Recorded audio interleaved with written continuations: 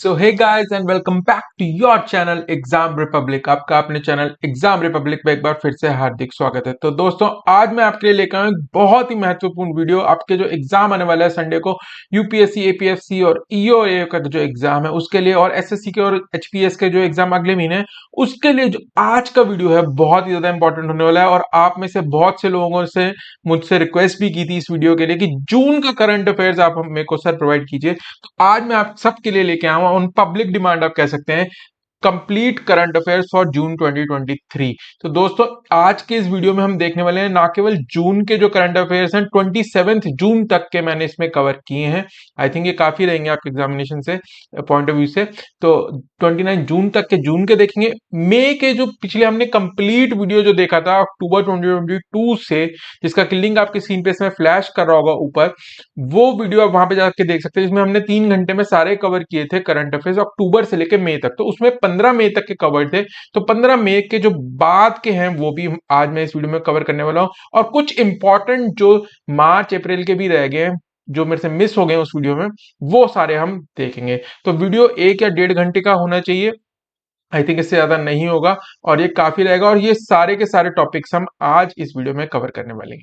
और दोस्तों मैं आपको एक गुड न्यूज भी देना चाहता हूं कि मैं आपकी रिक्वेस्ट कमेंट्स पढ़ रहा था, उसका मैं बहुत ज्यादा शुक्रगुजार हूं। जो भी आपने मेरे को प्यार दिया, जो भी मोटिवेशन दी है, तो उसके लिए सबसे पहले बहुत ज्यादा थैंक यू। और उसके बाद उन मैसेजेस को पढ़ के आप में से कईयों ने मुझसे रिक्वेस्ट की थी कि सर हिस्ट्री का दे दो एक मैराथन, या फिर एक इकोनॉमिक्स का, कोई पॉपुलेशन का। तो मैं सारे टाइम को देखते हुए नहीं कर पा रहा था एडजस्ट, तो लेकिन मैं आपको इसके लिए रिगार्डिंग एक न्यूज दे देता हूँ कि मैं बोनस वीडियो एक लाने वाला हूँ, जो कि मैं फ्राइडे या सैटरडे आपके एग्जाम से एक दिन पहले शायद अगर बना तो मैं उसको अपलोड करूंगा। पूरी कोशिश कर रहा हूं मैं। उसके अंदर मैं इंपॉर्टेंट टॉपिक्स इकोनॉमिक्स से लेके, जो पॉपुलेशन वाला टॉपिक है उससे लेके, और जो आपने मेरे से बाकी रिक्वेस्ट की हैं पॉलिटी से लेके, तो वो सारे इंपॉर्टेंट टॉपिक मैं उस बोनस वीडियो में आपके साथ शेयर करने वाला हूं। तो वो आप देख सकते हैं। ठीक है, मैं पूरी कोशिश करूंगा कि मैं फ्राइडे या सैटरडे तक वो अपलोड कर दूं। ठीक है, तो वो आप देख सकते हैं। और आज का वीडियो के लिए मैं ये कहूंगा, वीडियो हमेशा की तरह अंत तक देखना। अगर आपको पसंद आए तभी चैनल को सब्सक्राइब करना, वरना कोई बात नहीं। और अगर लेकिन हाँ पसंद आए और आपको लगे मैंने कुछ मेहनत की है आप तक इंपॉर्टेंट कंटेंट आपके एग्जामिनेशन पॉइंट ऑफ व्यू से आपको पहुंचाने में, तो चैनल को जरूर सब्सक्राइब कर लेना और वीडियो को लाइक कर देना, क्योंकि वही एक्चुअल रिवॉर्ड भी होता है हमारा इतनी मेहनत करने का। क्योंकि अभी चैनल मोनेटाइज नहीं है तो और कोई रिवॉर्ड नहीं है मेरे पास शेयर करने के लिए। तो मैं आपसे यही रिक्वेस्ट करूंगा कि प्लीज वीडियो को लाइक कर दो और ज्यादा से ज्यादा शेयर करो, ताकि बहुत लोगों तक ये वीडियो और चैनल पहुंच सके। तो आइए दोस्तों शुरू करते हैं हम आज का ये वीडियो। तो इसके अंदर हम कौन कौन से टॉपिक्स डिस्कस करने वाले हैं आप सामने देख ही सकते हैं। ये सारे टॉपिक्स के अंदर अलग अलग जो न्यूज आई हैं जून वाली स्पेशली, वो हम देखेंगे। ठीक है, इसमें रिविजन्स भी मैंने प्लान किया। तो पहले हम देखेंगे प्राइजेस एंड अवार्ड्स रैंकिंग्स, ये देखेंगे ये topic. People in news, places in news, international events, sports की न्यूज जानेंगे, डिफेंस न्यूज जानेंगे, इंपॉर्टेंट डेज जानेंगे, और नेशनल इवेंट, जो कि मैं मिसलेनियस टॉपिक के अंदर सारे कवर करने वाला हूं। ठीक है, तो शुरू करते हैं हम प्राइजेस अवार्ड्स एंड रैंकिंग से। तो सबसे पहले मोस्ट रिसेंटली इसी वीक की यह न्यूज है, गांधी पीस प्राइज 2021 का जो था वो गवर्नमेंट ने ऑफिशियली डिक्लेयर कर दिया था। ठीक है, तो एक कमिटी होती है इसकी और पीएम उसे हेड करते हैं। तो उन्होंने उस कमिटी ने डिक्लेयर किया कि गांधी पीस प्राइज 2021 का जाएगा, आप में से बहुत लोगों को पता भी होगा, गीता प्रेस गोरखपुर को। ठीक है, तो ये अवार्ड इनको दिया जाएगा। तो ये अवार्ड दिया जा रहा है इन 1995 से ये अवार्ड दिया जा रहा है, और इसको तब एस्टैब्लिश किया गया था on 125th birth anniversary of Mahatma Gandhi as a tribute to ideals espoused by Mahatma Gandhi. ठीक है, और इसके अंदर अवार्ड जो होता है वो 1 करोड़ रुपए का होता है, एक साइटेशन, एक प्लाक और एक ट्रेडिशनल हैंडीक्राफ्ट आइटम दी जाती है। तो इसमें गीता प्रेस के जो ओनर थे उन्होंने कह दिया था कि हम जो कैश प्राइज है वो नहीं लेंगे, बाकी सारी चीजें हम एक्सेप्ट करेंगे। तो इस पर बहुत पॉलिटिकल कंट्रोवर्सी भी हुई थी, खैर हम उसमें जाएंगे नहीं। एग्जामिनेशन पॉइंट ऑफ व्यू से गांधी पीस प्राइज 2021 का गया है गीता प्रेस गोरखपुर को। और दोस्तों वीडियो हमेशा की तरह हिंदी इंग्लिश दोनों में रहेगा, तो आप फॉलो कर सकते हैं हिंदी माध्यम वाले छात्र भी। ठीक है, तो थोड़ा सा और जान लेते हैं। तो गीता प्रेस के बारे में जान लेते हैं थोड़ा सा। ठीक है, तो इट वाज एस्टैब्लिश्ड इन 1923 और Gita press is one of the world largest publishers ये डिटेल जो है बुक्स बुक्स की आपको याद करने की जरूरत नहीं है। 1923 में ये स्टैब्लिश की गई थी और वर्ल्ड की one of the largest publishing house है ये, ठीक है। और द प्राइज है जो गांधी पीस प्राइज है, it recognises the important and unparalleled contribution of Gita Press in contributing to collective upliftment of humanity which personifies Gandhian living in true sense. तो ये गांधी जी के आइडियल्स के बेसिस को जो फॉलो कर रहे हैं आज के दौर में भी, उनको ये सम्मानित करने के लिए इंस्टीट्यूट किया गया था अवार्ड 1995 में, ठीक है। अब आ जाते हैं हम और अवार्ड देखते हैं, थोड़े से इंटरनेशनल अवार्ड्स देखते हैं जो रिसेंटली न्यूज में रहे। तो ये आपने नाम सुना होगा, द ऑर्डर ऑफ लोगोहू अवार्ड। तो ये किसको दिया गया था? तो ये दिया गया था प्रधानमंत्री नरेंद्र मोदी जी को, और ये दिया गया था द ग्रैंड, इसका नाम है the grand companion of order of लोगोहू। तो इसमें क्या इंपॉर्टेंट है, एक तो ये किसको दिया गया है, पीएम मोदी जी को, और ये कौन सी कंट्री ने दिया है? तो ये दिया गया है Papua New Guinea, PNG country है एक इंडो पैसिफिक में ऑस्ट्रेलिया के पास। वहां पे वहां का ये हाईएस्ट सिविलियन अवार्ड है। तो आपने न्यूज में सुना होगा, जो वहां के पीएनजी के राष्ट्रपति थे, उन्होंने मोदी जी को एयरपोर्ट पे रिसीव किया था और उनके पैर तक छुए थे, जो इंटरनेशनल न्यूज बन गई थी। तो ये पीएनजी ने ही मोदी जी को उनका हाईएस्ट सिविलियन अवार्ड दिया है, Order of लोगोहू। Very important question बन सकता है इसमें से। अब आते हैं हम ऑर्डर ऑफ नाइल। तो ऑर्डर ऑफ नाइल भी जो है वो हाईएस्ट सिविलियन अवार्ड है। कौन सी कंट्री का? ये है इजिप्ट यानी मिस्र का हाईएस्ट अवार्ड है, स्टेट ऑनर है, जो कि इसको दिया गया है अगेन पीएम नरेंद्र मोदी जी को। तो अभी ये भी रिसेंटली 25 या 26 तारीख की न्यूज है, जब यूएसए से लौट रहे थे पीएम, तो उनका इजिप्ट की एक दौरा था, तो वहां पे उनको सम्मानित किया गया है highest civilian award of order of Nile, जो कि इजिप्ट का हाईएस्ट सिविलियन अवार्ड है। और इसको दिया गया था Egypt president Abdel Fattah L CC, जो कि हमारे क्या थे 26 जनवरी पे जो रिपब्लिक डे परेड होती है उसके चीफ गेस्ट भी थे। अगला अवार्ड ऑर्डर ऑफ ऑस्ट्रेलिया। अब ये कंफ्यूज हो सकते हो आप यहाँ पे। अब ऑर्डर ऑफ ऑस्ट्रेलिया जो है ना, ये भी हाईएस्ट सिविलियन अवार्ड है, नाम से पता चल रहा है ऑस्ट्रेलिया का, पर ये मोदी जी को नहीं दिया गया, ये आपको याद रखना है। ये अवार्ड दिया गया है रतन टाटा जी को। तो highest civilian award of Australia Ratan Tata ji को दिया गया है, Order of Australia. He was presented the award for his outstanding efforts in strengthening the Indo-Australian bilateral relations को प्रमोट करने के लिए यह अवार्ड इनको दिया गया है। अब आते हैं हम कुछ रैंकिंग्स देख लेते हैं, ये भी इसी वीक की न्यूज है। NIRF रैंकिंग जो कि एजुकेशनल इंस्टीट्यूट्स को रैंक करती है, हमने प्रीलिम्स जैसी सीरीज पिछले साल वाली में भी देखे थे, रैंकिंग अलग अलग कॉलेजेस की, और इसमें जो टॉप रैंकिंग्स होती हैं वही क्वेश्चन से पूछी जाती हैं, अलग अलग कैटेगरीज में किसको दी है वही मैं आपको दिखाने वाला हूं आज इस वीडियो में। तो ये आपको minister of state education doctor Rajkumar Ranjan Singh ji ने रिलीज की थी इस बारी, ठीक है। तो listing of top institute and universities in India, ठीक है। और इस बारी भी आईआईटी मद्रास जो है 5वीं बारी लगातार जो है ओवरऑल कैटेगरी में टॉप रहा है, रैंक 1 रहा है आईआईटी मद्रास, ये आपको नाम याद रखना है। सेकंड रहे आईआईएससी बेंगलुरु और थर्ड रही आईआईटी दिल्ली ओवरऑल कैटेगरी में। और बाकी क्या कैटेगरीज में विनर्स थे, इसका स्क्रीनशॉट ले लो, इसमें कुछ ज्यादा है नहीं, बहुत इंपॉर्टेंट है ये, लेकिन ये बहुत आसान भी है, क्योंकि आपको आप में से ज्यादा से जो नाम है आपने पहले से सुने होंगे। तो देख लेते हैं। तो आईआईटी मद्रास को जो है इंजीनियरिंग कैटेगरी में भी फर्स्ट रखा गया है, ये सारे फर्स्ट पोजीशंस हैं कि हर कैटेगरी में किसको फर्स्ट रखा गया है, ठीक है। तो आईआईटी मद्रास इंजीनियरिंग में भी फर्स्ट है और ओवरऑल में भी फर्स्ट रहा है, ठीक है। यूनिवर्सिटी कैटेगरी में आईआईएससी बेंगलुरु जो कि ओवरऑल में क्या रहा है मैंने आपको बताया, सेकंड। मैनेजमेंट में अब एमबीए के सबसे इंपॉर्टेंट कॉलेज कौन सा है, आईआईएम अहमदाबाद आपने सुना होगा, ठीक है। बैंगलोर भी वैसे, पर अहमदाबाद ही ज्यादातर रहता है, रैंक 1 इसको मिली है। Pharmacy national institute of pharmaceutical education and research Hyderabad को दिया गया, पिछली बार ये जामिया को दिया गया था दिल्ली। कॉलेज जो है वो मिरांडा हाउस दिल्ली, ये पिछले साल भी मिरांडा हाउस ही था। मेडिकल का अब एम्स दिल्ली, ठीक है। रिसर्च में आईआईएससी बेंगलुरु, तो बेंगलुरु को जो आईआईएससी बेंगलुरु है उसको यूनिवर्सिटी कैटेगरी और रिसर्च कैटेगरी में फर्स्ट रखा गया है। लॉ का दिया गया है national law school of India university Bengaluru. Architecture का दिया गया है आईआईटी रुड़की, और डेंटल का दिया गया है Savita institute of medical and technological sciences Chennai में ये है। तो ये है एनआरएफ रैंकिंग, इसका स्क्रीनशॉट ले लो, बहुत आसान है, आपको रिवाइज करना है, मैं बाद में आपको रिवाइज भी कराऊंगा, आपको बहुत आसानी से याद ये हो जाएंगे, ठीक है। अब जो क्वेश्चन पूछा जाएगा इस बारी इस अगर इस टॉपिक पे क्वेश्चन बनता है तो ये तो है ही है, ये तो हमेशा ही होते हैं। तो लेकिन इस बारी नया क्या था, तो नया जनरली क्वेश्चन में पूछ लेते हैं। तो नए इस बारी दो कैटेगरीज इंट्रोड्यूस की गई थी, तो उनके विनर्स कौन थे वो देख लेते हैं।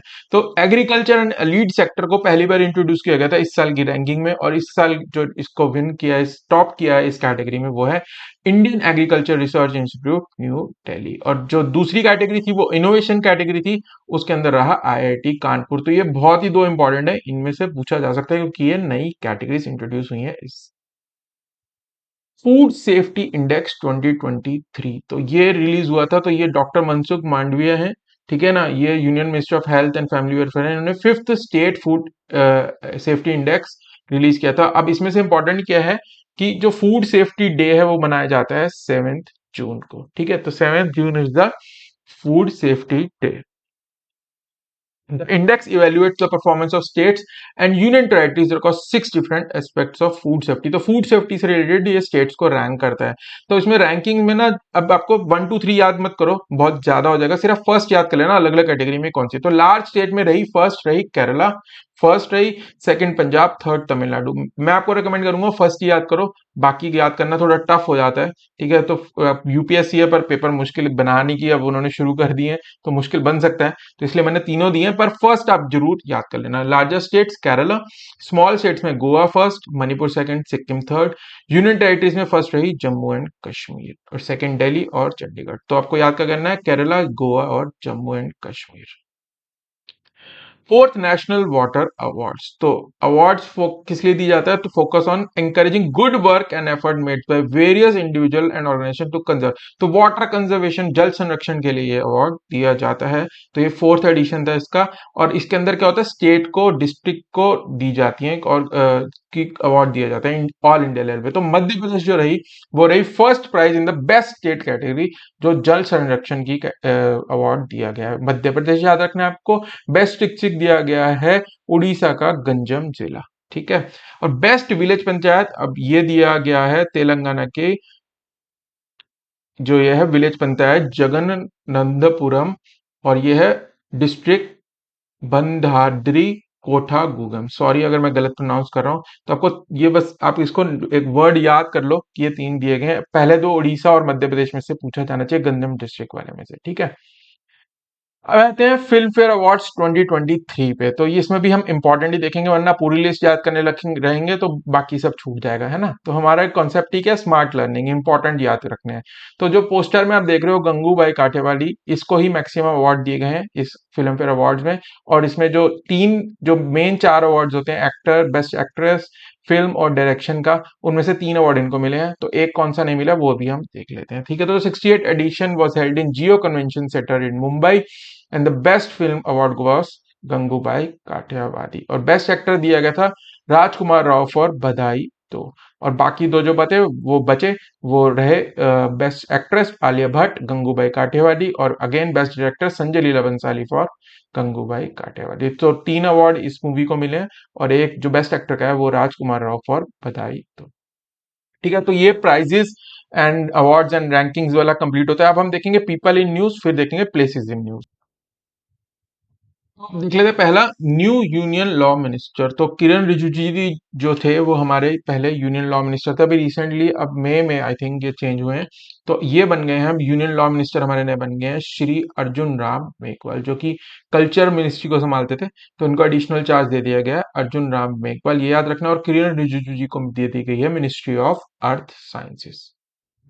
अगला देख लेते हैं न्यू सीसीआई चेयरमैन। तो the competition commission of India के नए चेयरपर्सन कौन बन गए हैं, ये बने हैं रवनीत कौर। तो इसमें नाम ही याद रखने, इसमें ज्यादा डिस्कशन को कुछ है नहीं, तो ये हम जल्दी से कवर कर लेंगे, ठीक है। The new PM of Greece, ये तो 27 या 26 जून की ही न्यूज है। तो नए प्राइम मिनिस्टर अपॉइंट हुए ग्रीस के, हालांकि ये री इलेक्ट हो गए हैं, फिर भी वहां इलेक्शन हुए थे, तो इसको हम मानेंगे नए पीएम बने, नया टेन्योर मिला इनको। तो इनका नाम देख लेते हैं कौन है, ये है किरियाकोस मिस्टोटाकिस। तो नाम आपको याद रखना है, किरियाकोस मिस्टोटाकिस, ये जो है ग्रीस के नए पीएम बने हैं, ठीक है। उनको सेकंड टर्म मिला है। अब ये इंपॉर्टेंट है, द न्यू डेवलपमेंट बैंक जो है ना, जिसको कि आप क्या कहते हो, ब्रिक्स बैंक, जिसका कि हेडक्वार्टर कहाँ पे है, शंघाई में। ये हम सब डिस्कस कर चुके हैं ऑलरेडी। तो इसके जो नए प्रेसिडेंट अपॉइंट हुई हैं ये हैं ब्राजील की फॉर्मर प्रेसिडेंट डिल्मा रूसेफ। तो ये आपको नाम रखना है। तो जो नीचे थे इनको रिप्लेस किया मार्कस ट्रोयोजो को, ये भी हमने पिछले साल की सीरीज में देखा था। तो ये बहुत इंपॉर्टेंट क्वेश्चन है, पूछा जा सकता है। डिल्मा रूसेफ जो है वो न्यू डेवलपमेंट बैंक यानी कि ब्रिक्स बैंक की नई प्रेसिडेंट। न्यू सीबीआई डायरेक्टर, ठीक है, तो ये देख लेते हैं सीबीआई के नए डायरेक्टर कौन बने हैं। ये सीनियर आईपीएस ऑफिसर है प्रवीण सूद, इन्होंने रिप्लेस किया है सुबोध कुमार जायसवाल। तो ये भी हमने डिस्कस करा था, सुबोध कुमार जायसवाल जी जब बने थे।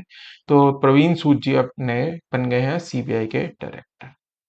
Ambassador for special Olympics Bharat, तो स्पेशल ओलंपिक्स अभी रिसेंटली हुए थे, जून में ही हुए हैं। ये हुए हैं बर्लिन जर्मनी में, ये हम देखेंगे। और उसमें इंडिया की परफॉर्मेंस बहुत अच्छी रही है, वो भी हम जानेंगे कि क्या रही है परफॉर्मेंस। तो इसके जो एम्बेसडर थे इंडिया की तरफ से, इंडियन कंटिजेंट के जो एम्बेसडर थे आप कह सकते हो स्पेशल ओलंपिक्स भारत जो टीम है उसके जो एम्बेसडर, गुडविल एम्बेसडर चुने गए थे वो थे आयुष्मान खुराना जो एक्टर है। ठीक है, तो ये यूनिसेफ के भी हैं, हमने बताया, मैंने आपको बताया था वीडियो में, यूनिसेफ के भी ब्रांड एम्बेसडर हैं। इनको चुना गया था goodwill ambassador for special Olympics Bharat. और ये मैं जैसे कहा, ये जून 17 से 25 के बीच में हुए थे Olympics, special Olympics specially abled people के लिए, और ये हुए थे बर्लिन जर्मनी में। ठीक है ना। और इंडिया ने इसमें बहुत अच्छा परफॉर्मेंस की थी, 202 मेडल जीते थे, जिसमें कि 76 गोल्ड, 75 सिल्वर और 51 ब्रॉन्ज रहे। तो टोटल मेडल्स थे 202 इंडिया के। ठीक है। 350th year of Chhatrapati Shivaji Maharaj coronation day, तो ये देख लेते हैं क्या नहीं हुआ। PM address the 350th year of Chhatrapati Shivaji Maharaj coronation day Shiv Rajyabhishek जिसको कहा गया है ऑन 2 जून। तो इसमें क्या आपको पता ही है, शिवाजी महाराज जो थे मराठा किंग थे, जो कि कोरोनेट जिनको किया गया था, इनका राज्य अभिषेक जिसको कहते हैं किया गया था 6 जून 1674 को। ठीक है। और रायगढ़ फोर्ट में था। तो कौन सी जगह पे हुआ था ये भी इंपॉर्टेंट हो सकता है, पूछ सकते हैं, रायगढ़ फोर्ट में। और उन्होंने वहां पे फाउंडेशन ले की थी हिंदुवी स्वराज या सेल्फ रूल फॉर हिंदूज की। ठीक है। तो ये थे पीपल इन न्यूज। अब हम देखेंगे प्लेसेस इन न्यूज, थोड़ा से इसमें ज्यादा प्लेसेस हैं पर आप ध्यान से देखना, इनमें से काफी पूछे जा सकते हैं। तो इसके बाद हम रिवीजन कर लेंगे प्लेसेस इन न्यूज के बाद। तो प्लेसेस इन न्यूज सबसे पहले तो नई पार्लियामेंट का उद्घाटन हुआ था, बहुत ही ज्यादा न्यूज में रहा था। सेंगोल के बारे में जानेंगे इसके अंदर हम। तो देख लेते हैं पहले थोड़ी ओल्ड पार्लियामेंट के बारे में जान लेते हैं। जो ओल्ड पार्लियामेंट का था उसको बनाया गया था 1927 में। तो ये आपको याद रखना है, पुरानी पार्लियामेंट 1927 में बनाई गई थी। और इसके आर्किटेक्ट थे सर एडवर्ड लुटियंस और हर्बर्ट बेकर। तो लुटियंस डेली बोलते हैं तो एक नाम आपको ऐसे याद हो गया, और हर्बर्ट बेकर इसके आर्किटेक्ट थे। ये पूरे जो दिल्ली का एरिया ना उसके यही आर्किटेक्ट थे। तो पार्लियामेंट भी उसमें आती है, तो इसलिए उनको आर्किटेक्ट ही माना जाता है उसका।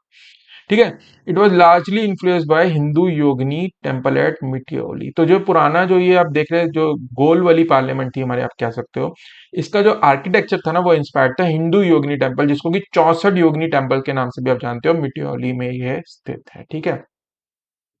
अब जो न्यू पार्लियामेंट है इसको सेंट्रल विस्टा प्रोजेक्ट के अंतर्गत बनाया गया है, और इसके जो चीफ आर्किटेक्ट हैं वो है बिमल पटेल। तो ये नाम आपको याद रखना।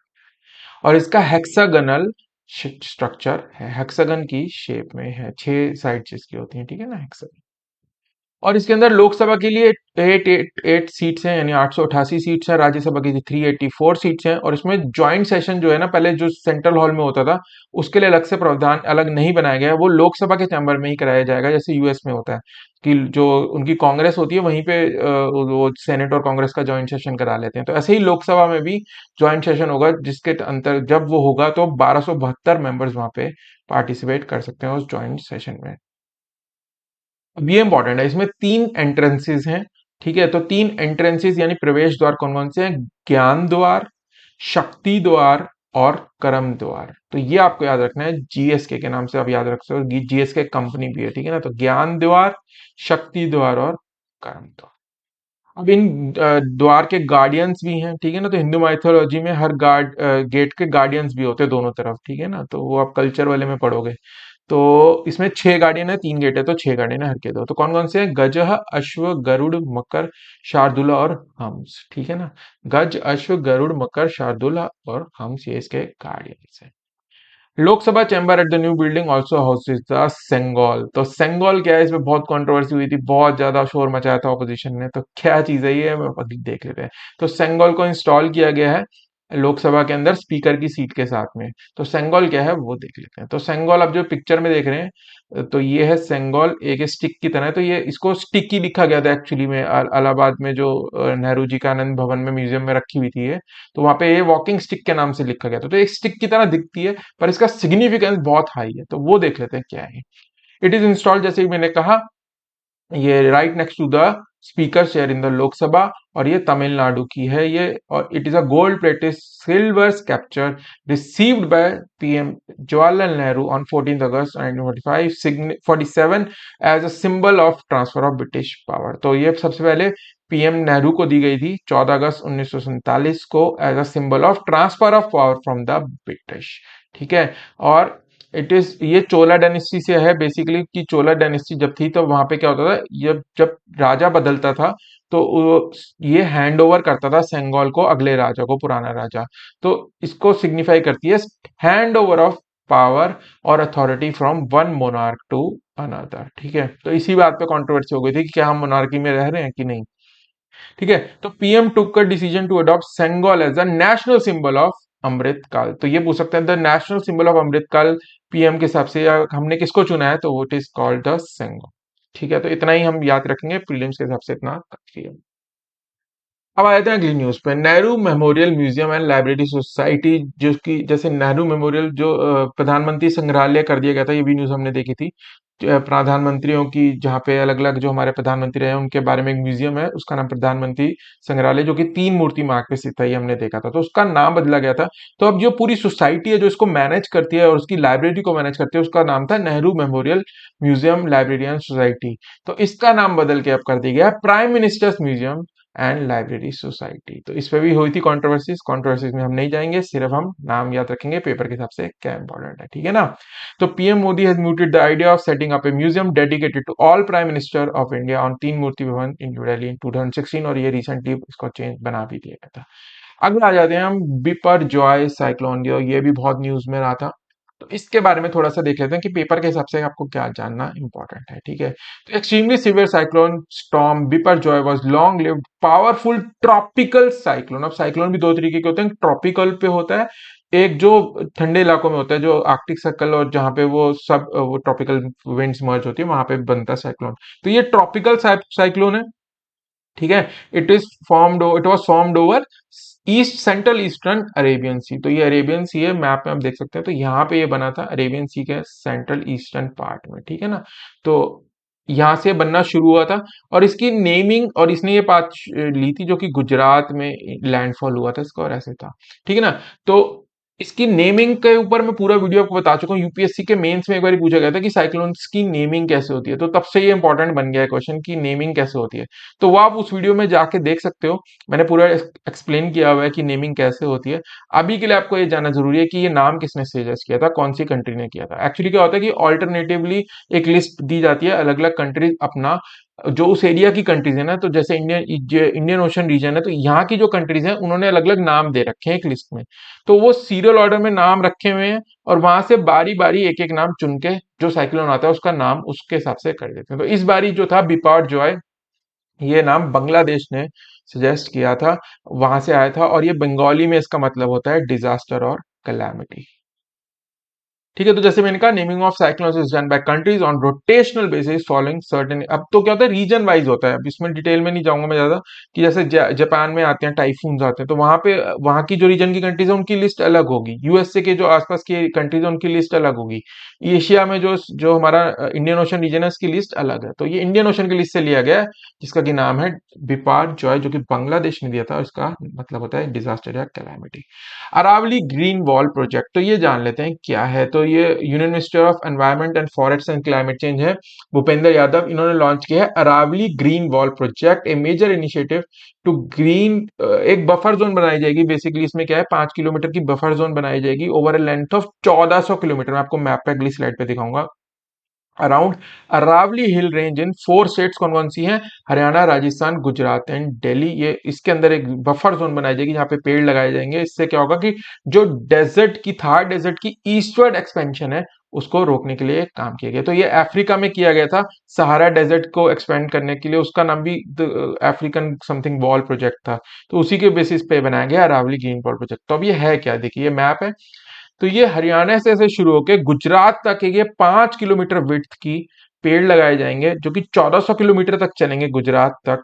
ठीक है ना, गुजरात के कोस्ट तक, जिससे कि क्या होगा, जो ये थार डेजर्ट है या इसका ईस्टवर्ड एक्सपेंशन को रोका जा सके। ठीक है, तो ये है basically Aravalli green wall project. Train accident in Orissa, तो यह एक बहुत ही भयानक, one of the worst in Indian history, ये एक ट्रेन एक्सीडेंट हुआ था। तो इसमें पेपर के हिसाब से क्या इम्पोर्टेंट है वही डिस्कस कर लेते हैं। ठीक है, तो 2 जून को हुआ था, और कौन सी जगह हुआ था, ये भानागा बाजार railway station in Balasore district in Orissa. तो जगह का नाम इंपॉर्टेंट है इसमें। ठीक है, 3 ट्रेन कौन कौन सी इन्वॉल्व थी इसमें, Coromandel express, Bengaluru Howrah superfast, and a goods train मालगाड़ी। ठीक है, तो इसमें रिलेटेड आपको ये जानना जरूरी है कि अथॉरिटीज ने कहा था कि यहाँ पे एंटी कोलिजन सिस्टम इंस्टॉल नहीं था इस ट्रैक के ऊपर। तो उस एंटी कोलिजन सिस्टम का नाम क्या था, कवच। तो कवच है हमारे ट्रेन का एंटी कोलिजन सिस्टम का नाम। तो ये हम ऑलरेडी डिस्कस भी कर चुके हैं प्रीलिम्स जैसे सीरीज के अंदर, कि कवच के बारे में हमने जब ये लॉन्च हुआ था तब देखा था। ठीक है, तो इस ट्रैक पे नहीं था ये, तो इतना ही जानना है पेपर के हिसाब से। ठीक, इंडिया फर्स्ट इंटरनेशनल क्रूज, तो इंडिया का पहला इंटरनेशनल क्रूज को फ्लैग ऑफ कर दिया गया था सर्बानंद सोनोवाल जी द्वारा, और इसका नाम है एमवी एम्प्रेस। और ये इंडिया का पहला इंटरनेशनल क्रूज वेसल है जो कि चेन्नई से जाएगा श्रीलंका। तो इसका नाम इंपॉर्टेंट है, एमवी एम्प्रेस। और ये श्रीलंका जाएगा चेन्नई से। ठीक है, तो ये 2 या 3 दिन का रहेगा, और इसमें आप जर्नीज बुक कर सकते हैं। और श्रीलंका के 3 पोर्ट्स में ये टच करेगा, हनबंतोता, त्रिकोमली और कनिष्कनरी। ठीक है, तो ये 3 पोर्ट्स को ये टच करने वाला है। राइट टू हेल्थ एक्ट, तो भारत की पहली स्टेट बन गई है राजस्थान, जिन्हों की राइट टू हेल्थ एक्ट को इनैक्ट कर दिया है। तो क्वेश्चन ये बनेगा कि कौन सी स्टेट बन गई है भारत की पहली स्टेट जो कि राइट टू हेल्थ एक्ट जिन्होंने दिया है, तो वो है राजस्थान। तो इसमें क्या मिलेगा, it gives every resident of the state right to avail free OPD and IPD services at all public health facilities. ठीक है, तो फ्री सर्विसेज दी जाएंगी। ठीक है, और सिमिलर हेल्थ केयर फैसिलिटीज दी जाएंगी प्राइवेट फैसिलिटीज पे भी चुनिंदा, जो कि फ्री ऑफ कॉस्ट होंगी। और इसमें कुछ और ऐसे प्रोविजन है कि डॉक्टर्स ने इसका प्रोटेस्ट भी किया था। ठीक है, तो इसमें कहा गया था कि इमरजेंसी के केस में आपको देना, बहुत ही अच्छा स्टेप है मैं कहूंगा। पर बाकी कंट्रोवर्सीज हमने जैसे कहा डिस्कस हम नहीं करेंगे। तो राजस्थान बन गई है फर्स्ट स्टेट। ठीक, लेवेंडर कैपिटल ऑफ इंडिया, तो लेवेंडर भारत कोई जो लेवेंडर राजधानी कौन बन गई है देख लेते हैं। जम्मू एंड कश्मीर में है बदेरवा वैली, जो कि बन गई है भारत की लेवेंडर कैपिटल। लेवेंडर आपको पता ही है, या फोटो में देख रहे हैं, फ्लावर्स होते हैं, बहुत ही खुशबू होती है इनमें, परफ्यूम्स भी होते हैं इसके। ठीक है ना, तो the UT of Jammu Kashmir has emerged the lavender capital of India and prominent at, तो बाहर द बधरवा वैली और जम्मू एंड कश्मीर, ये आपको याद रखना। न्यूट्री गार्डन प्रोजेक्ट, तो पीएम ने कॉन्ग्रेचुलेट किया था न्यूट्री गार्डन प्रोजेक्ट, तो इसकी सक्सेसफुल उस पे लॉन्च पे, और इसके जो ये चल रहा है, और ये कहाँ चल रहा है ये इंपॉर्टेंट है इसमें। तो लक्षद्वीप में है न्यूट्री गार्डन प्रोजेक्ट, और इसके अंतर्गत सीड्स दी गई हैं 1000 फार्मर्स को, vegetable seed for self reliant objective farming के अप्रूव करने के लिए। तो बस यही इंपॉर्टेंट है कि लक्षद्वीप में है न्यूट्री गार्डन प्रोजेक्ट। ठीक है, और इसमें सीड्स दी गई हैं। Book of record, world record for Surat, तो सूरत ने बना दिया है गिनीज बुक वर्ल्ड रिकॉर्ड। अब किस चीज में बनाया है, इन्होंने बनाया है largest gathering of people for yoga session in one place. तो 21 जून को योगा डे होता है, तो वहां पे 2 रिकॉर्ड बने, एक पीएम मोदी ने बनाया, वो हम आगे देखेंगे, जो कि यूएन हेडक्वार्टर्स में बना है। और यहाँ पे सूरत ने बना दिया है इंडिया में लार्जेस्ट गैदरिंग ऑफ पीपल है yoga in one session in one place, एक जगह पे एक सेशन पे योगा में सबसे ज्यादा लोग, और कितने लोग थे, 1.5 लाख लोग से ज्यादा थे। 12 किलोमीटर स्ट्रेच पे ये हुआ था। ठीक है, तो 12 किलोमीटर लंबे रोड पे ये लोग इकट्ठे हुए थे, जो कि वर्ल्ड रिकॉर्ड बन गया। तो सूरत आपको इसमें याद रखना है, इंपॉर्टेंट है। बलिदान स्तंभ, तो ये एक पिलर इनॉग्रेट किया गया है, ये किया गया अमित शाह जी द्वारा, बलिदान स्तंभ इन श्रीनगर। और ये किस लिए किया गया है, to honour the martyrs of Jammu Kashmir police. ठीक है, तो कहाँ पे है बलिदान स्तंभ रिसेंटली इनॉग्रेट किया गया है, श्रीनगर में, जम्मू कश्मीर में। ग्रीन सैंड प्रोजेक्ट, ये बहुत ही इंपॉर्टेंट है यार।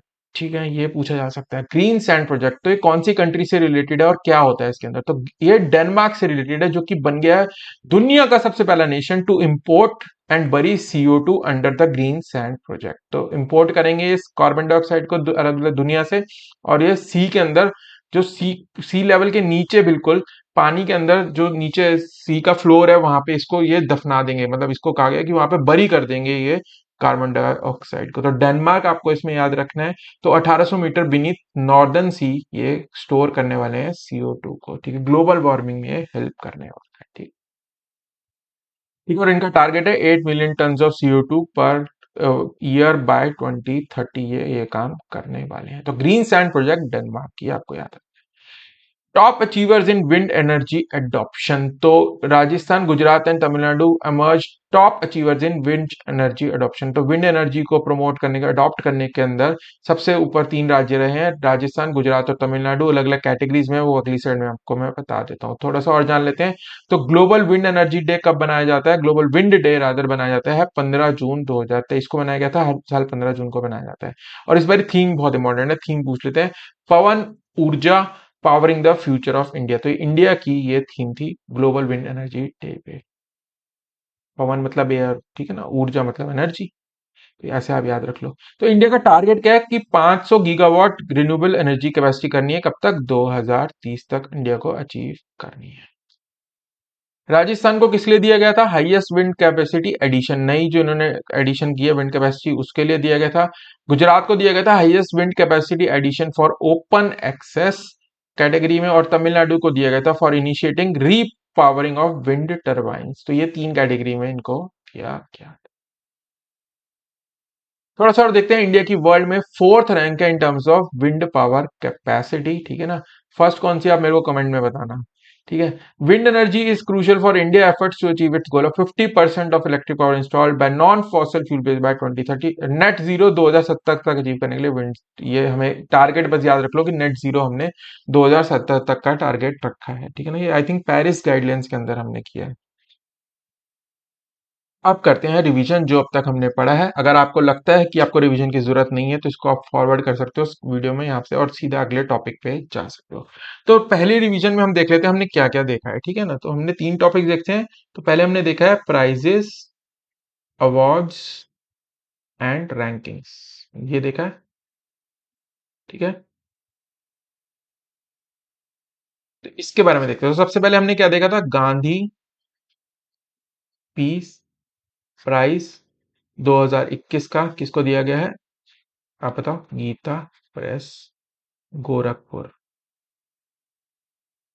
ठीक है। फिर हमने देखे थे जो मोदी जी को कुछ इंटरनेशनल हाईएस्ट सिविलियन अवार्ड दिए गए हैं। ऑर्डर ऑफ लोगोहू, पापुआ गिनी, और ये दिया गया है मोदी जी को, ठीक है। ये PNG का हाईएस्ट अवार्ड है। ऑर्डर ऑफ, हमने क्या क्या देखा था? नाइल, नाइल अब कहाँ है? इजिप्ट, तो ये आसान है याद करना। तो मोदी जी को दिया गया ये भी। फिर देखा हमने ऑर्डर ऑफ ऑस्ट्रेलिया, इसको दिया गया रतन टाटा जी को, ठीक है ना। उसके बाद हमने देखा उसके बाद हमने देखा NIRF रैंकिंग्स के बारे में, जो इंस्टीट्यूट्स को रैंक करती है। इसके अंदर क्या था? सबसे जो ओवरऑल रैंकिंग में टॉप रही वो थी IIT मद्रास, सेकंड रही IISc बेंगलुरु, और फिर रही IIT दिल्ली। तो ये टॉप थ्री थे ओवरऑल कैटेगरी में, ठीक है ना। और IIT मद्रास जो था वो किस में टॉप रहा? साथ में इंजीनियरिंग कैटेगरी में। IISc बेंगलुरु रहा यूनिवर्सिटी और रिसर्च, अलग अलग दो कैटेगरीज में, इनमें सबसे आगे रहा, ठीक है ना। और क्या इंपॉर्टेंट देखे थे हमने? कॉलेज, सबसे इंपॉर्टेंट कॉलेज कौन सा, सबसे नंबर वन कॉलेज कौन सा रहा? मिरांडा हाउस, ठीक है ना। मैनेजमेंट के लिए, MBA के लिए किसको दिया गया? IIM, बता दो, अहमदाबाद। मेडिकल के लिए सबसे इंपॉर्टेंट एम्स दिल्ली, ठीक है ना। तो ये इंपॉर्टेंट थे। और इसमें दो नए कौन से थे? एग्रीकल्चर एलीट सेक्टर वाला किसको दिया गया? IARI दिल्ली को, एग्रीकल्चर रिसर्च इंस्टीट्यूट जो है दिल्ली का, इसको दिया गया एग्रीकल्चर वाले में। और इनोवेशन वाला ये इम्पोर्टेंट है, ये दिया गया IIT कानपुर का। ठीक है, तो ये NIRF रैंकिंग थी। फिर हमने देखे water awards, fourth water awards. इसमें हमने स्टेट्स के बारे में जाना था। ठीक है ना। तो स्टेट सबसे बेस्ट स्टेट कौन सी रही? MP। डिस्ट्रिक्ट कौन सा रहा? गंजम डिस्ट्रिक्ट, उड़ीसा। यही था ना। ठीक है, फिर हमने देखा फिल्म फेयर अवार्ड में किसको दिए गए? गंगू भाई काठियावाड़ी को तीन। ठीक है ना। तीन अवार्ड कौन से मिले थे इनको? फिल्म का best film, direction Sanjay Leela Bhansali, best actress Alia Bhatt, और बेस्ट एक्टर का दिया गया था राजकुमार राव फॉर बधाई दो। ये हमने देखे थे सारे के सारे जो अवार्ड्स थे इंपॉर्टेंट। फिर हम आ गए पीपल इन न्यूज पे, है ना। तो पीपल इन न्यूज पे देख लेते हैं क्या क्या इंपॉर्टेंट थे हमारे। तो पीपल इन न्यूज में हमने देखा कि हमारे नए जो लॉ मिनिस्टर बने हैं, यूनियन लॉ मिनिस्टर किरण रिजिजू की जगह कौन बन गए हैं? अर, अर्जुन राम मेघवाल। ठीक है, फिर हमने देखा CCI की नई चेयरपर्सन कौन बनी है? ये बनी है रवनीत कौर। ग्रीस के नए PM के बारे में जाना, कौन बने हैं जो री इलेक्ट होके हैं? Kyriakos Mitsotakis. ब्रिक्स बैंक या NDB के नए प्रेसिडेंट कौन बनी है? Dilma Rousseff. ठीक है, CBI के नए डायरेक्टर कौन बने हैं? Praveen Sood. Special Olympics Ayushmann Khurrana brand ambassador थे ना। ठीक है ना। और इंडिया में ये कहाँ हुए थे? बर्लिन में, जर्मनी के अंदर। और इंडिया को 202 मेडल मिले हैं इसके अंदर। ठीक है ना, ये थी। फिर लास्टली हमने देखा था कि 350th coronation day of Chhatrapati Shivaji Maharaj, जो कि 6 जून 1674 को इनको कोरोनेशन किया गया था रायगढ़ फोर्ट पे। ठीक है ना। तो ये फोर्ट इसमें था। तो ये थे इंपॉर्टेंट पीपल इन न्यूज। फिर हम आए लास्टली जो हमने भी देखे places in news important. Places in news कौन कौन से इंपॉर्टेंट में थे? तो सबसे पहले तो न्यू पार्लियामेंट बिल्डिंग के बारे में जाना हमने। ठीक है ना। न्यू पार्लियामेंट में क्या था? ओल्ड वाली पार्लियामेंट जो थी वो कब बनी थी? Herbert Baker and Edwards Lutyens, ये इसके आर्किटेक्ट थे। नई वाली पार्लियामेंट सेंट्रल विस्टा प्रोजेक्ट के अंतर्गत बनाई गई है। बिमल पटेल उसके चीफ आर्किटेक्ट है। ठीक है ना। और जो ये हो गया, और उसमें क्या है, लोकसभा के जो है कितनी सीट्स होंगी? 888। राज्यसभा की 384। ठीक है ना। और ज्वाइंट सेशन एक साथ ही होगा वहां लोकसभा के अंदर। तीन एंट्रेंस डोर हैं इसके अंदर। तीन एंट्रेंस डोर कौन कौन सी है इसमें? बताओ। जीएस के बताई थी ना, ज्ञान, शक्ति और कर्म। हे गार्डियन है इसके अंदर। ठीक है, कौन कौन से थे? गज हाथी मतलब अश्व, घोड़ा, गरुड़ बर्ड। ठीक है ना। मकर, शार्दुल और हम्स, ये छह इसके गार्डियंस हैं। फिर हमने जाना था सेंगोल के बारे में।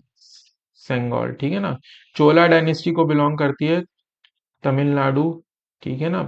नेहरू जी को दी गई थी कब? 14, एक दिन आजादी से पहले, 47। ठीक है, as a symbol of transfer of power. और ये अब क्या माना गया? सिंबल ऑफ, ये बहुत इंपॉर्टेंट है, अमृत काल।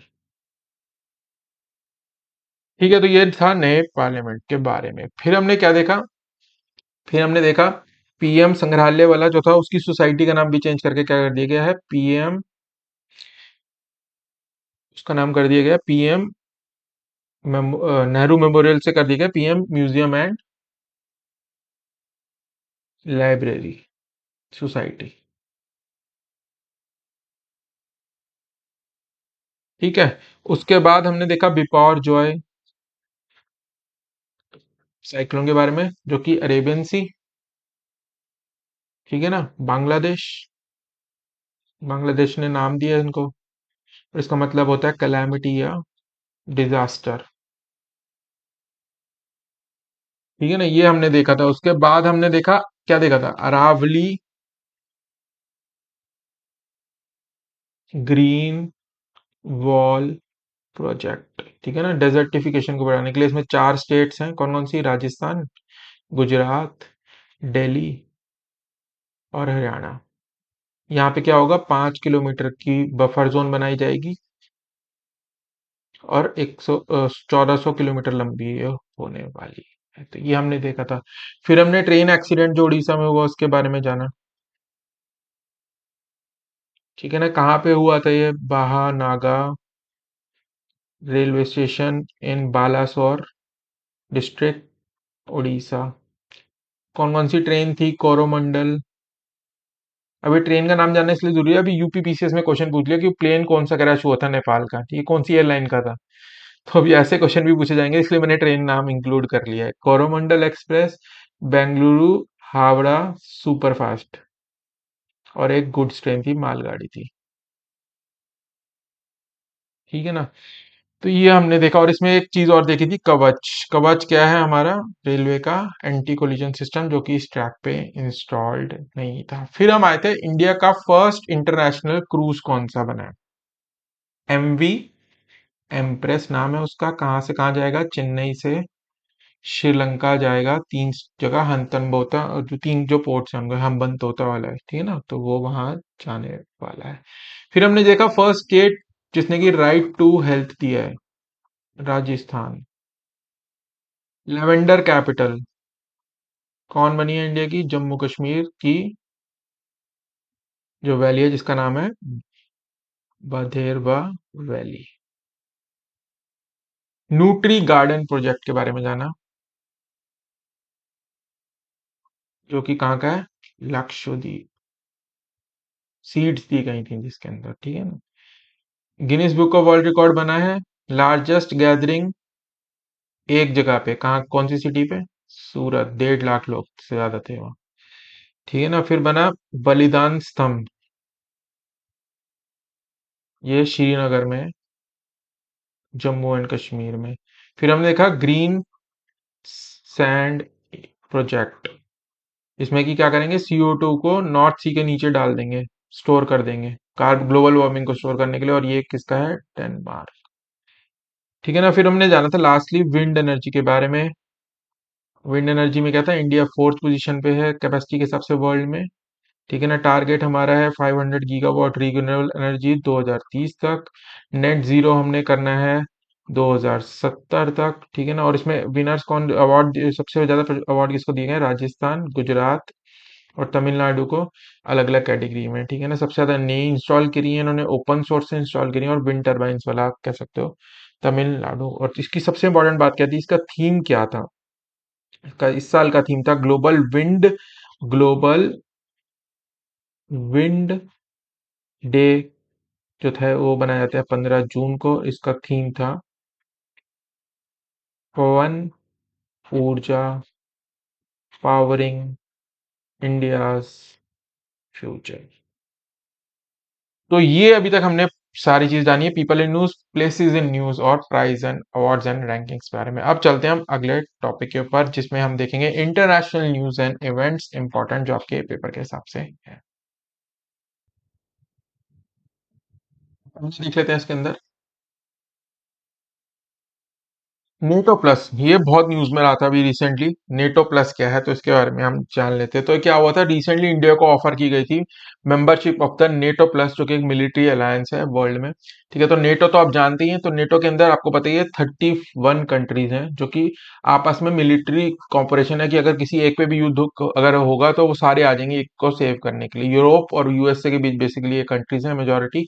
तो इसके अंदर एक नेटो प्लस है, कि जो नेटो की 31 कंट्रीज हैं, इसके साथ कुछ और कंट्रीज हैं जिनके अंदर सारे नेटो के प्रोविजंस अप्लाई नहीं होते, पर वो एक तरह से मिलिट्री अलायंस है। तो इसको कहा गया था, इंडिया को ऑफर की गई थी ये रिकमेंडेशन थी यूएस कांग्रेस की जो कमेटी है, उनकी लोकसभा की क्या आप कमेटी कह सकते हो, थी, जिसने कहा था कि इंडिया को नेटो प्लस का मेंबर बना लो, जो कि इंडिया ने डिनाई कर दिया था, हम नहीं बनना चाहते। ठीक है, ऑब्वियस रीजन फॉर रशिया, की रशिया हमारा दोस्त है, तो उनको हम नाराज नहीं करना चाहते। तो 5 कंट्री कौन सी है नेटो की, जो नेटो प्लस की, रादर जो है नेटो प्लस के अंदर। तो नेटो की 31 कंट्रीज प्लस 5 कंट्रीज कौन कौन सी है, ऑस्ट्रेलिया, न्यूजीलैंड, अब ऑस्ट्रेलिया न्यूजीलैंड साथ ही रख लो यार, हमेशा कभी भी हो ना तो साथ साथ है, वैसे भी वो जियोग्राफिकली भी। तो ऑस्ट्रेलिया न्यूजीलैंड, ऐसी जापान और साउथ कोरिया साथ साथ हैं, दो ये हो गई, और एक इजराइल। ठीक है, तो ये 5 कंट्रीज हैं नेटो प्लस के अंदर। तो इससे रिलेटेड न्यूज हमने पिछले वीडियो में भी देखी है करंट अफेयर्स की, कि फिनलैंड जो है वो 31st मेंबर बन गया था नेटो का अप्रैल 2023 के अंदर। तो ये युद्ध जो हो रहा है यूक्रेन का, उसका बेसिक प्रेमाइस ये दिया गया था कि रशिया नहीं चाहता यूक्रेन जो है वो नेटो का मेंबर बने। ठीक है, तो 31st जो है नेशन बना था फिनलैंड अप्रैल में। अगली न्यूज देखते हैं। G7 रादर टोक्यो में हुई थी इस साल, तो इसके बारे में जान लेते हैं। ये 49 समिट था G7 कंट्रीज का। G7 के बारे में बहुत डिटेल में पढ़ चुके हैं, फिर भी एक बार शॉर्ट में एक स्लाइड में रिवाइज करेंगे। तो इस बार कहाँ हुआ था, ये इंपॉर्टेंट है प्लेसेस इन न्यूज में। तो हिरोशिमा जापान में हुआ था, ये इंटरनेशनल प्लेस है, ठीक है ना। तो मई में कराया गया था ये। It is a international forum held annually for the leaders of G7 states. अब कौन कौन सी है, France, USA, UK, Germany, Japan, Italy and Canada and the European union. ठीक है, तो G8 होता था पहले, ये रशिया भी था इसमें, उनको निकाल दिया गया था। तो अब G7 है प्लस यूरोपियन यूनियन है। ठीक है, तो टोक्यो में हुआ, हिरोशिमा में हुआ था रादर। तो ये टोक्यो नहीं है, सॉरी, ये गलती लिख दिया है मैंने। तो it was held in Hiroshima Japan. G20 tourism meeting. अब क्या है ना, G20 के अंदर अलग अलग मीटिंग्स हो रही है अलग अलग सिटीज के अंदर। तो अब अगली 3-4 स्लाइड में हम वही देखने वाले हैं, कौन सी मीटिंग कहाँ हुई थी। उसमें से एक बहुत इंपॉर्टेंट है L20, जो लेबर 20 की मीटिंग है ना, जो APFC वाले और EOA वाले हैं ना, एक पेपर वाले, उनके लिए वो बहुत इंपॉर्टेंट है। तो ये कहाँ हुई थी, बस इसमें से यही समझ लेना, बस वही इंपॉर्टेंट है। अब टूरिज्म वाली मीटिंग तो आप सबको पता ही होगा, बहुत न्यूज में रही थी। ठीक है, तो ये श्रीनगर में कराई गई थी G20 की टूरिज्म वर्किंग ग्रुप की मीटिंग थी। तो इसमें 3-4 कंट्रीज ने बॉयकॉट भी किया था, पर हालांकि ये बहुत सक्सेसफुल एक मीटिंग रही थी श्रीनगर में, जो हमने ऑर्गेनाइज की थी। ठीक है, तो G20 एक समिट है जिसमें कि हेड्स ऑफ नेशन आएंगे, जो कि सितंबर में समिट होगा दिल्ली के अंदर। लेकिन उसके साथ साथ जो और मीटिंग्स है पूरे साल G20 देशों की चलती रहेंगी, अलग अलग जो मुद्दों के लिए बनाई गई है वर्किंग ग्रुप्स। तो उसमें से टूरिज्म वाले की हुई थी श्रीनगर में। ठीक है, L20 वेरी इंपॉर्टेंट, ये लेबर जो है लेबर 20 समिट कहा गया है, ये हुआ था पटना में। तो ये APFC वाले के लिए बहुत इंपॉर्टेंट है। ये L20 जो समिट हुआ था, ये हुआ था पटना में। ठीक है, it is a multilateral mechanism among G20 members and other associated for portability of social security benefits. तो सोशल सिक्योरिटी बेनिफिट्स को डिस्कस करने के लिए है, और ये पटना में हुआ था। और इसको चेयर किया था इंडिया के जो हैं, ये श्री हिरणमय पंड्या जी हैं, ये इसके चेयरमैन थे, जो कि L20 के प्रेसिडेंट रहे, और all India president of Indian labour union भी ये हैं। तो हिरणमय पंड्या ये नाम आप सकते हैं। U20 समिट, अब ऐसे ही वैसे L20 वैसे U20 है, तो ये मेयर्स का समिट था। G20 देशों के अलग अलग मेयर्स आए थे अलग अलग देशों के, और ये कराया गया था अहमदाबाद में। तो लोगो से आप याद रख सकते हो, इसलिए मैंने लोगो इसका दिया है आपका। ये कराया जाएगा जुलाई के अंदर, अगले महीने। ठीक, It is expected to bring several city leaders and mayors from across G20 nation। ऐसे ही SAI समिट गोवा, ये भी साई 20 आप कह सकते हो, ये भी G20 के अंतर्गत ही हुआ था। इसकी फुल फॉर्म क्या है, साई की सुप्रीम ऑडिट इंस्टीट्यूशन। तो अलग अलग देशों के जो ऑडिट इंस्टीट्यूशन है, जैसे हमारा सुप्रीम ऑडिट इंस्टीट्यूशन कौन सा है, CAG, controller and auditor general जो है हमारे, वो है ना हमारे सुप्रीम इंस्टीट्यूशन है, टॉप मोस्ट बॉडी ऑडिट की इंडिया के अंदर। तो ये अलग अलग देशों की आई थी इसमें टॉप मोस्ट बॉडीज के रिप्रेजेंटेटिव्स, और ये कराया गया था गोवा में। ठीक है ना, तो it was held in Goa. तो आपको ये याद रखना, जब हम रिवाइज करेंगे तो मैं आपको एक लिस्ट टेबल फॉर्म में बता दूंगा कि कौन सा कहाँ है, तो वहां से आप याद कर सकते हैं। ठीक है, तो it was held on the, जो इंडिया की फिलोसफी है, Vasudhaiva Kutumbakam, one earth one family one future. तो ये हमारा वही है, G20 का ये मोटो यही है।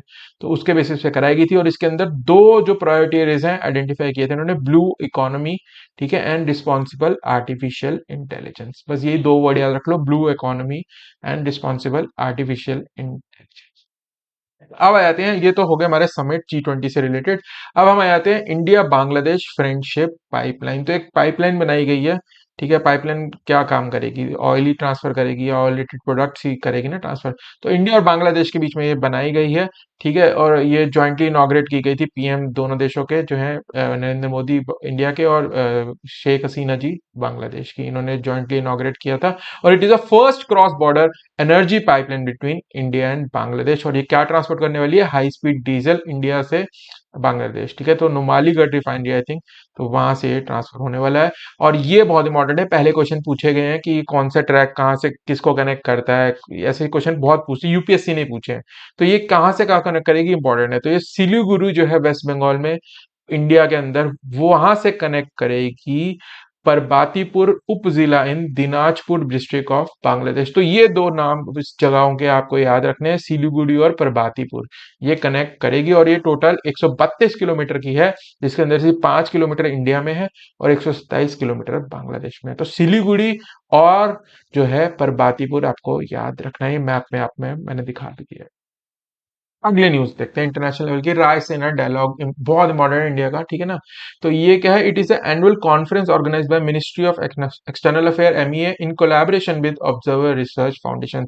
तो एमईए प्लस ओआरएफ इसको ऑर्गेनाइज करता है और ये क्या है, इसका 8th एडिशन है और ये किसकी है, ये कॉन्फ्रेंस जो है इंडिया की जियो पॉलिटिक और जियो स्ट्रैटेजी पे ये होती है हर साल, ठीक है। तो पीएम मोदी ने इसको इनॉग्रेट किया था इस साल, ठीक है। और ये इंडिया का एक इंडिपेंडेंट थिंक टैंक है ओआरएफ, तो ये इंडिया का व्यू पॉइंट रखती है ग्लोबल स्टेज पे जियो पॉलिटिक्स और जियो स्ट्रेटजी के ऊपर ये होती है हर, ठीक है ना। तो इस साल जो चीफ गेस्ट थे इनकी ये थी Italian prime minister Giorgia Meloni, ये रिसेंटली बनी है पीएम, ये भी हमने देखा था। इसकी थीम इंपॉर्टेंट बहुत हो जाती है, तो ये थीम आप याद करनी है, ये आप यहाँ से भी देख सकते हो इनके लोगों में से भी। तो थीम बहुत इंपॉर्टेंट है, provocation, uncertainty, turbulence, light house in the Tempest. तो ये आपको थीम याद रखनी है, बहुत इंपॉर्टेंट है, स्क्रीनशॉट ले सकते हैं। India joins Artemis accord. तो मोदी जी की अभी यूएस यात्रा हुई थी, तो उसमें से एक बहुत इंपॉर्टेंट स्टेप था, तो इंडिया ने आर्टेमिस अकॉर्ड ज्वाइन किया। तो आर्टेमिस अकॉर्ड्स क्या है ये देख लेते हैं। India became the 27th country to sign the Artemis accords, ठीक है। तो Artemis accord establish a practical set of principles to guide space exploration cooperation among nation including participating nation in आर्टसास Artemis.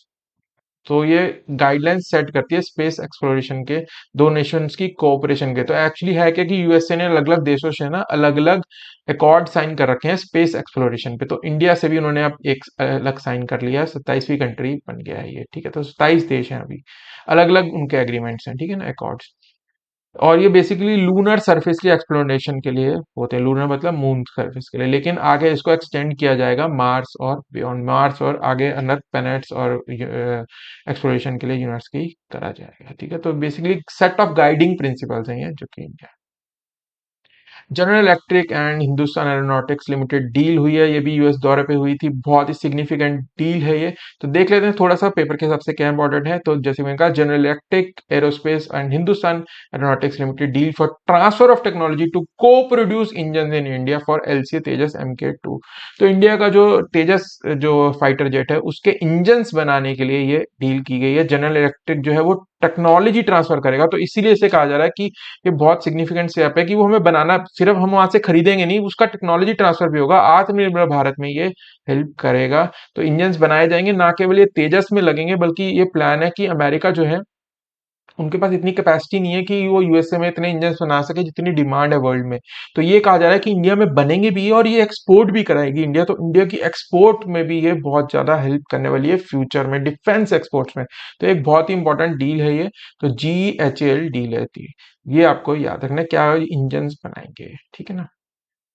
Memorial wall for foreign peace keepers, तो मोदी जी यात्रा से ये जुड़ा हुआ है यूएसए की। तो ये मोदी जी ने इंडिया ने रादर यूएन जनरल असेंबली में एक रेजोल्यूशन दिया था कि एक मेमोरियल वॉल बननी चाहिए उन लोगों के लिए जो पीस कीपर्स जो हैं, जो शहीद हो गए हैं, जो यूएन के मिशंस में गए हैं अलग अलग, तो उनकी मेमोरी में बनाई जानी चाहिए, ठीक है। तो आपको पता ही है इंडिया है one of the largest contributors of UN peace keeping force है, ठीक है। तो इन्होंने इंडिया ने करा था और ये 190 नेशंस ने इसको एग्री करा। तो इंडिया की एक सॉफ्ट पावर डिप्लोमेसी यहाँ से भी आपको पता चलती है ये, ठीक है। तो ये कहाँ बनाई जाएगी, यूनाइटेड नेशन हेडक्वार्टर्स जो है न्यूयॉर्क में, वहां पे एक ढूंढी जाएगी जगह जहाँ पे ये वॉल बनाई जाएगी, जिसके अंदर की नाम भी होंगे जिन जो लोग शहीद हो गए हैं पीस कीपिंग मिशन, ठीक है। तो ये कहाँ बनी है ये इंपॉर्टेंट हो सकता है। अब आ जाते हैं हम अगले टॉपिक के ऊपर, स्पोर्ट्स न्यूज देख लेते हैं, फटाफट देखेंगे, बहुत ज्यादा है नहीं है। तो नीरज चोपड़ा के ऊपर क्या न्यूज है, तो नीरज चोपड़ा बन गए भारत के पहले ट्रैक एंड फील्ड एथलीट जो कि वर्ल्ड नंबर 1 बन गए हैं। रैंकिंग कोई भी इंडिया का वर्ल्ड नंबर 1 नहीं बना है ट्रैक एंड फील्ड में, तो इंडिया के पहले वर्ल्ड नंबर 1 बन गए हैं। अब ये किस में कौन सी स्पोर्ट खेलते हैं आपको पता ही है, ठीक है, ओलंपिक गोल्ड जीता है इन्होंने। तो अगली न्यूज देखते हैं आईपीएल 2023। अब ये थोड़ा सा ब्रीफ में देख लेंगे फटाफट से। ठीक है, तो CSK Chennai Super Kings beat Gujarat Titan in the final held in Ahmedabad to win their fifth title. पांचवा टाइटल जीता था। अवार्ड विनर्स कौन कौन है ये इंपॉर्टेंट है। ऑरेंज कैप सबसे ज्यादा रन जो बनाता है उसको दी जाती है। तो पूरे टूर्नामेंट में सबसे ज्यादा रन बनाए थे शुभमन गिल ने गुजरात टाइटंस के। पर्पल कैप दी गई है अगेन गुजरात टाइटंस के ही है मोहम्मद शामी। सबसे ज्यादा विकेट्स लेने वाले को ये दी जाती है। प्लेयर ऑफ द सीजन भी रहे Shubman Gill. Emerging player of the season यानी कि यंग प्लेयर कौन रहा इस सीजन का, यशस्वी जायसवाल जो कि राजस्थान रॉयल्स को रिप्रेजेंट करते हैं। Player of the match final में रहे चेन्नई सुपर किंग्स के डेवन कॉनवे। और फ्लेयर प्ले अवार्ड दिया गया है दिल्ली कैपिटल्स। तो यही मेरे को लगा इंपॉर्टेंट है, इसमें आपको एक स्लाइड में मैंने यही दिखाया। World Test Championship 2021-23। अब ये क्या होता है, 2 साल का साइकिल होता है जिसके अंदर की टेस्ट मैचेस जो खेले जाते हैं 2 साल के अंतर्गत, उसके हिसाब से रैंकिंग होती है और जो टॉप 2 टीम्स होती हैं वो फाइनल खेलती हैं। और वो फिर जो जीतता है तो वो वर्ल्ड चैंपियन कहलाया जाता है टेस्ट फॉर्मेट के क्रिकेट का। तो 2 साल के साइकिल 2021-23 के विनर रहे ऑस्ट्रेलिया। इन्होंने इंडिया को हराया ओवल लंदन के अंदर जहां पे फाइनल खेला गया था। इसमें इंपॉर्टेंट क्या है कि मैन ऑफ द मैच कौन रहे, ट्रेविस हेड ऑस्ट्रेलिया के। तो सबसे इंपॉर्टेंट तो है कि जीता कौन, ऑस्ट्रेलिया जीता था। ठीक है ना, और ओवल इंग्लैंड में ये कराया। जूनियर एशिया कप हॉकी ये हुआ था, मेन और वुमेन दोनों का अलग अलग जगह पे हुआ था। तो दोनों में ही इस बारी बहुत ही पॉजिटिव न्यूज है, इंडियन टीम्स ही जीती हैं जूनियर एशिया कप हॉकी। तो वुमेन्स टीम जो थी उन्होंने हराया था रिपब्लिक ऑफ कोरिया यानी साउथ कोरिया को 2-1 से ही। और ये जापान में कराया गया था। ठीक है, और इंडियन टीम जो मेन की है उन्होंने पाकिस्तान को फाइनल में हरा के 2-1 से जीत लिया था। ये जूनियर एशिया कप हॉकी का ये कराया गया था ओमान में, और ये डिफेंडिंग चैंपियन भी इसमें इंडिया ही थी। तो ये याद रखना है। इंटर कॉन्टिनेंटल कप 2023 तो ये फुटबॉल का एक टूर्नामेंट है। तो इंटर कॉन्टिनेंटल कप एक यूरोप में भी होता है, तो वो नहीं है, ये इंडिया का है जो इंडियन फेडरेशन फुटबॉल की वो कराती है AIFF। तो इंडिया इसमें 4 टीम्स थी, तो इंडिया ये टूर्नामेंट जीत गई। इन्होंने फाइनल में लेबनान को हराया है। कलिंगा स्टेडियम भुवनेश्वर में ये फाइनल खेला गया था। और इसमें अन्य जो दो देश थे वो थे सीरिया और तजिकिस्तान। और ये इंडिया 2 बारी ऑलरेडी जीत चुका है, 2018 और 22। श्रीशंकर मुरली, ये न्यूज में रहे थे क्योंकि पीएम मोदी ने इनको विश किया था और इन्होंने अचीवमेंट ही इतना बड़ा किया था। तो ये बन गए थे bronze medallist Paris Diamond League के अंदर। तो ये नाम याद रखना है आपको, श्रीशंकर मुरली। और ये बन गए थे bronze medallist Paris Diamond League के अंदर। और ये हैं क्या, लॉन्ग जंप करते हैं, लॉन्ग जंपर है ये इंडिया के। खेलो इंडिया यूनिवर्सिटी गेम्स, तो इसके बारे में जान लेते हैं। तो ये सबसे पहले तो कहाँ कराया गया था, वाराणसी में। तो आईआईटी जो BHU है वाराणसी का, वहां पे इसका क्लोजिंग सेरेमनी हुई थी। पंजाब यूनिवर्सिटी जो थी चंडीगढ़ की, वो रही ओवरऑल फर्स्ट पोजीशन पे खेलो इंडिया यूनिवर्सिटी गेम्स। तो खेलो इंडिया गेम्स होते हैं वैसे खेलो इंडिया यूनिवर्सिटी गेम्स भी होते हैं। तो ये इस बारी वाराणसी में होते हैं और पंजाब यूनिवर्सिटी चंडीगढ़ टॉप पे रही थी।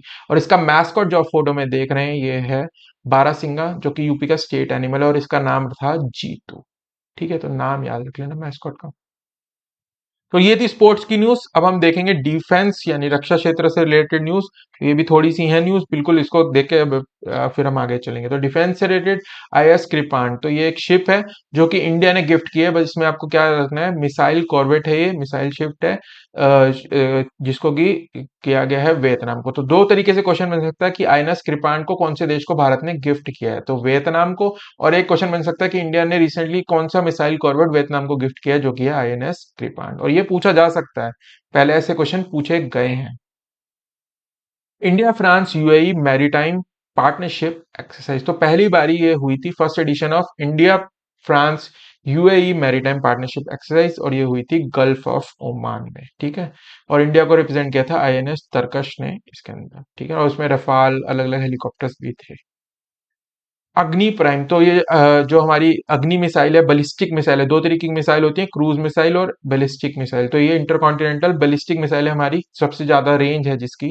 ठीक है ना, क्रूज वाली होती है जो स्पीड होती है, रेंज उसकी कम होती है, उसमें स्पीड बहुत हाई होती है। इसमें जो बैलिस्टिक मिसाइल है स्पीड कम होती है लेकिन रेंज ज्यादा होती है, तो ऐसे कहा जाता है इसकी 5,000 किलोमीटर से ज्यादा रेंज है। तो इसका नेक्स्ट जनरेशन जो वर्जन है, इसको सक्सेसफुली टेस्ट कर लिया गया था। और ये first pre induction night launch था जो कि टेस्ट किया गया था, यानी इंडक्शन से पहले जो नाइट लॉन्च किया टेस्ट हुआ था इसका। तो अग्नि प्राइम हमारा नया वर्जन है अग्नि मिसाइल का, जो कि बैलिस्टिक मिसाइल है। इक्विवेलेंट एक्सरसाइज, तो इसमें क्वेश्चन बनेगा इक्विवेलेंट एक्सरसाइज रिसेंटली हुई थी, कहाँ हुई थी और किन दो देशों के बीच होती है। तो इंडिया और मालदीव्स की डिफेंस फोर्सेस के बीच में होती है ये, और ये कही गई थी चौबाटिया उत्तराखंड में। तो यही दो चीजें आपको याद रखनी है। इक्वेरन एक्सरसाइज, नाम बहुत इंपॉर्टेंट है। इक्वेरन का मतलब होता है फ्रेंड्स। ठीक है, तो इंडिया मालदीव्स, मालदीव्स और मॉरिशियस में कंफ्यूज मत होना, बच्चे हो जाते हैं। तो मालदीव्स और ये इंडियन आर्मी और Maldives National Defence Forces Chaubatia Uttarakhand में हुई थी। एक्सरसाइज खान क्वेस्ट 2023, तो ये मंगोलिया में एक मल्टीनेशनल जॉइंट एक्सरसाइज कराई गई थी।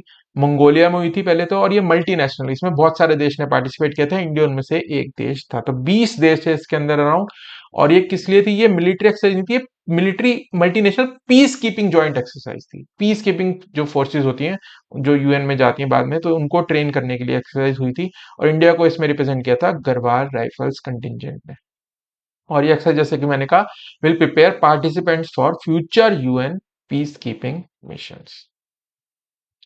अजना द्वीप, तो अजना द्वीप क्या है? तो एक शिप है, फोटो में देख रहे हैं, तो ये इसका थर्ड ऑफ 8 शिप्स ऑफ, ये है क्या बेसिकली? Shallow water craft. तो SWC है, आपको बस इतना ही याद रखना है। और ये GRS यानी गार्डन रीच शिप बिल्डर्स ने इसे बनाया है। ये रिसेंटली लॉन्च की गई है। अजना द्वीप शैलो वाटर क्राफ्ट है, ठीक है। और ऐसे ही संशोधक जो है, ये भी एक शिप है, जो कि एक सर्वे वेसल है, ठीक है ना। और ये भी GRSC यानी गार्डन रीच शिप बिल्डर्स ने इसे बनाया गया, ये भी रिसेंटली लॉन्च की गई थी। संशोधक और अजना द्वीप, ठीक है। तो अब आ जाते हैं हम सेकंड रिवीजन के ऊपर। अभी हमने क्या देखा है? तो पहले हमने देखा है, ठीक है ना, इंटरनेशनल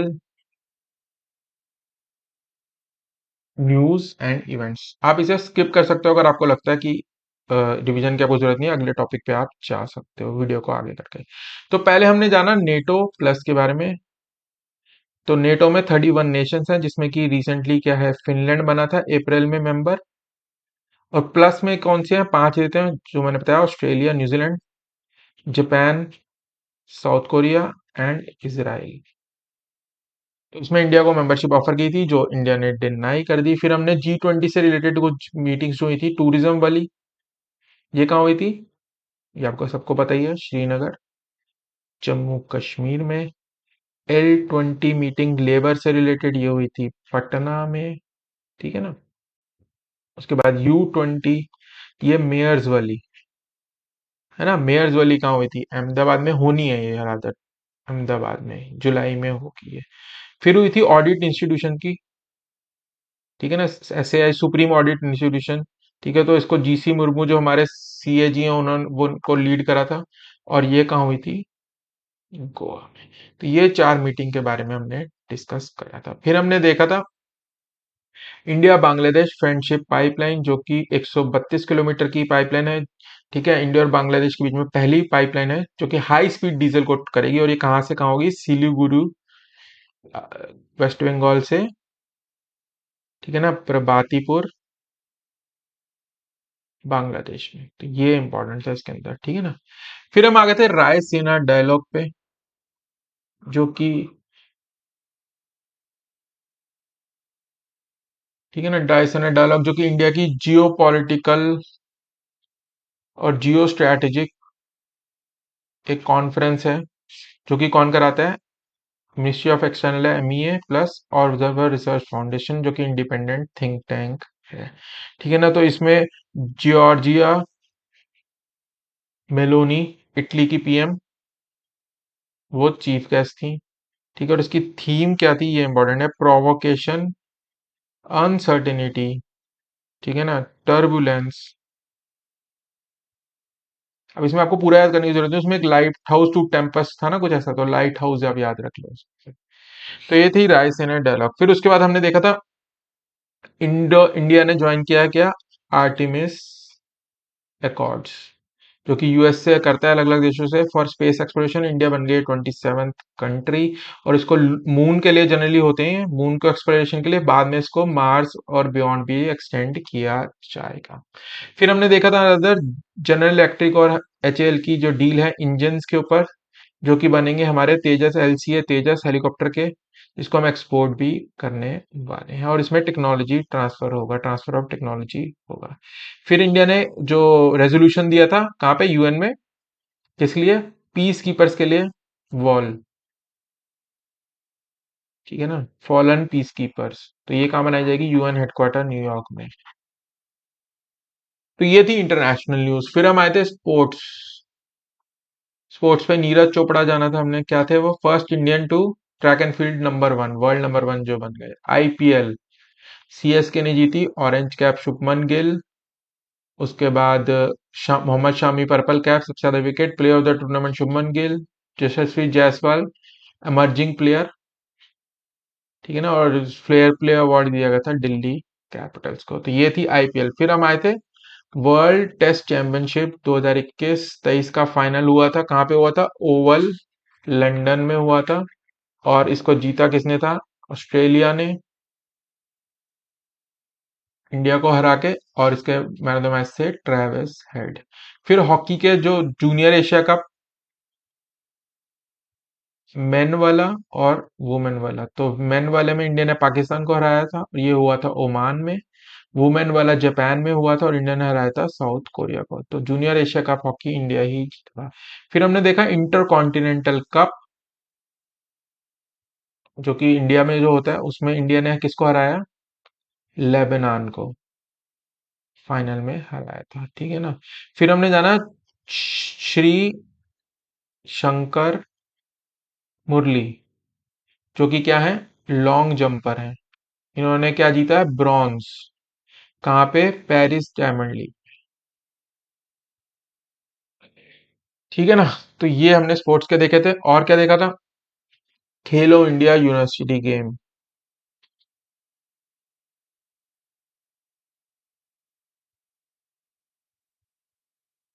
ये कहाँ कराए गए थे? वाराणसी।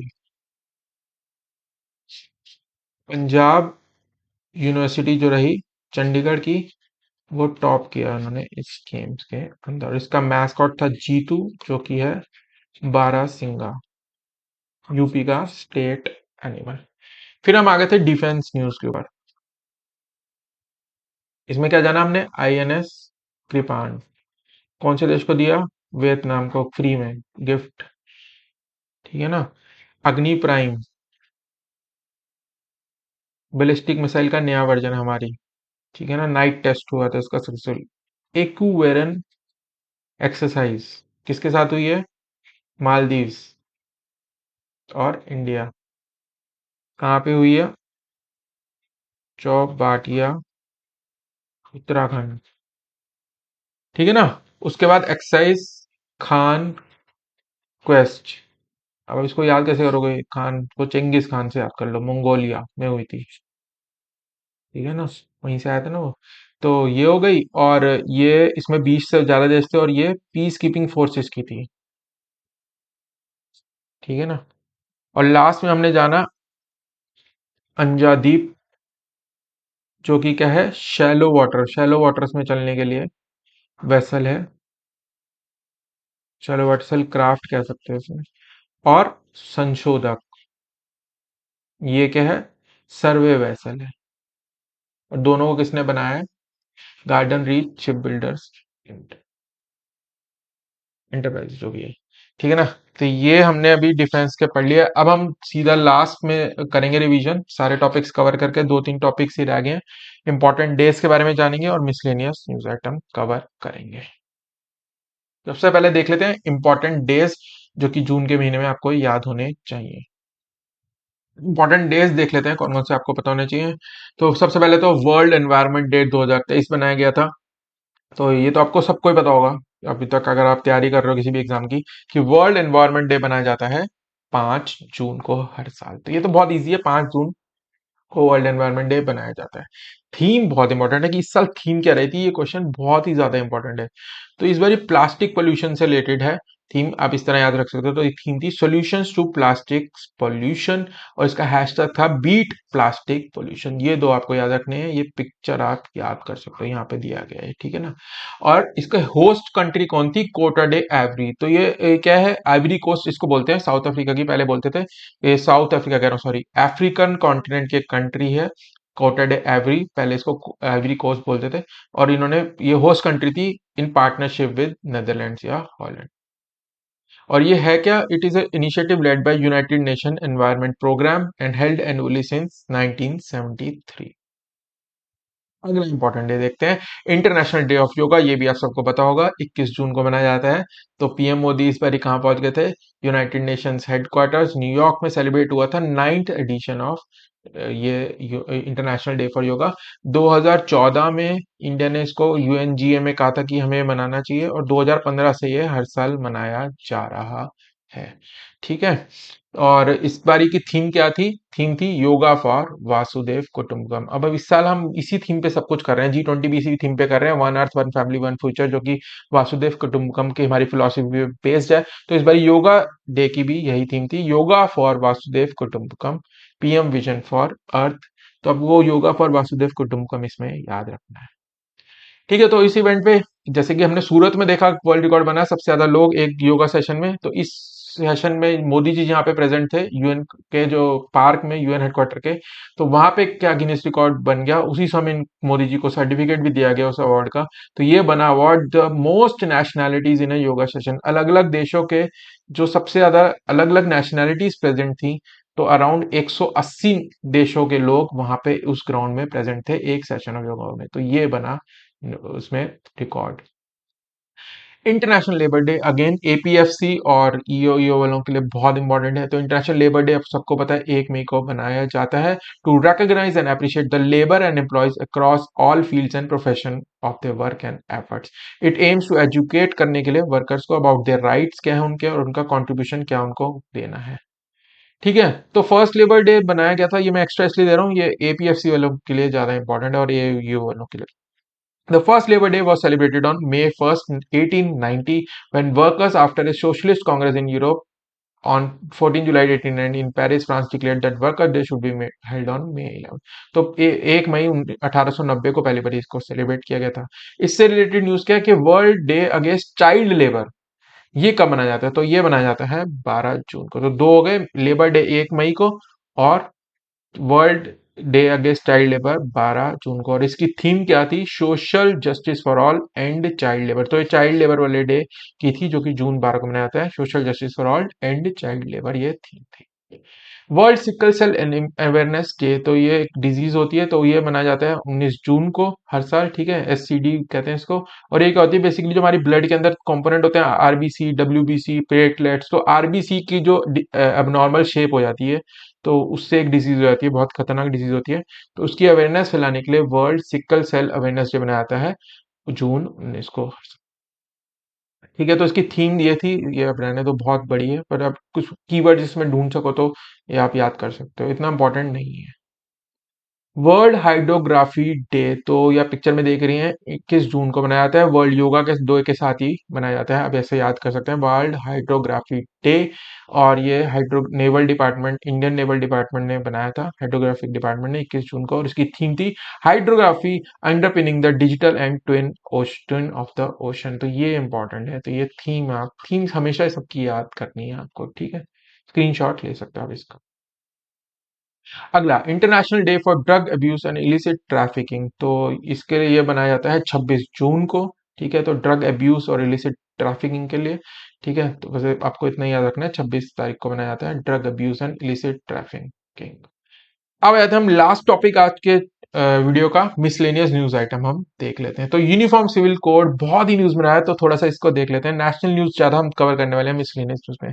तो यूनिफॉर्म समान नागरिक संहिता, तो ये क्या है, इसके बारे में जान लेते हैं। तो 22वां जो लॉ कमीशन है इंडिया का, उन्होंने सॉलिसिट करे हैं व्यूज और आइडियाज पब्लिक के और रिलीजियस ऑर्गेनाइजेशन के अबाउट यूनिफॉर्म सिविल कोड। तो कमीशन चेयर्ड बाय, इनके जो लॉ कमीशन के हेड कौन है ये इसमें बताने की कोशिश की मैंने, चीफ जस्टिस ऋतुराज अवस्थी जो है ये यूनिफॉर्म 22nd लॉ कमीशन के चेयरमैन है। तो इन्होंने ओपिनियंस मांगे थे लोगों से।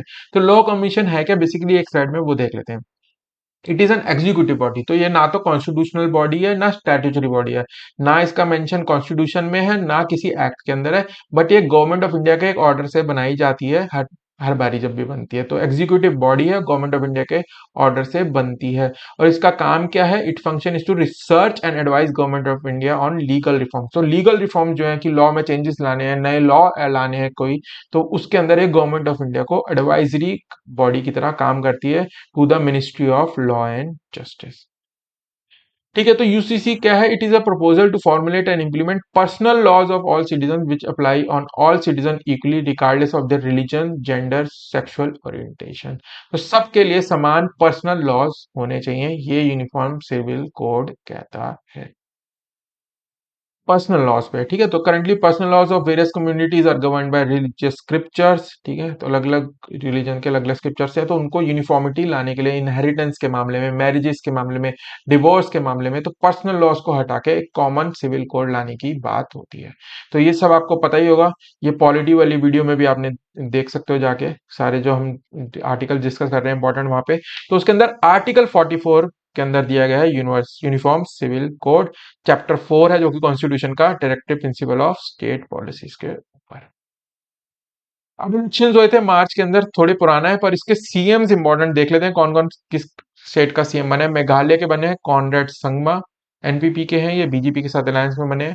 नागालैंड में नेफेउ रियो, ये नागा पीपल फ्रंट के हैं, ये भी अगेन बीजेपी के साथ अलायंस है। त्रिपुरा में मानिक शाह बीजेपी के ही हैं।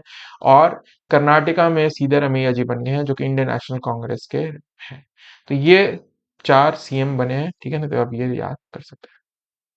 Chat GPT and Google Bard, यार ये बहुत इंपॉर्टेंट टॉपिक है, बहुत न्यूज में है कि चैट जीपीटी क्या है, गूगल बार्ड क्या है। चैट जीपीटी ज्यादा न्यूज में, तो ये एक दो स्लाइड में हम देख लेते हैं कि क्या क्या है ये। Chat GPT is an artificial intelligent chatbot developed by open artificial intelligence. तो ये एक चैटबॉट है, ठीक है, और ये आर्टिफिशियल इंटेलिजेंस पे बेस्ड है, इतना आपको याद रखना है। चैटबॉट क्या होता है? ये ह्यूमन कंजर्वेशनलिस्ट को मिमिक करता है, यानी कि आप बातचीत कर रहे हैं ना दो बंदे, तो उस चीज को मिमिक करता है, आप इससे बात कर सकते हैं और ये आपको जवाब देगा चीजों का, ठीक है। तो एक तरह से आप ह्यूमन इंटरेक्शन कर सकते हो इससे। और ये इसके फंक्शन क्या है, ये क्या क्या कर सकता है, इसकी कैपेसिटी क्या क्या है। तो ये आर्टिफिशियल इंटेलिजेंस पे बेस्ड है।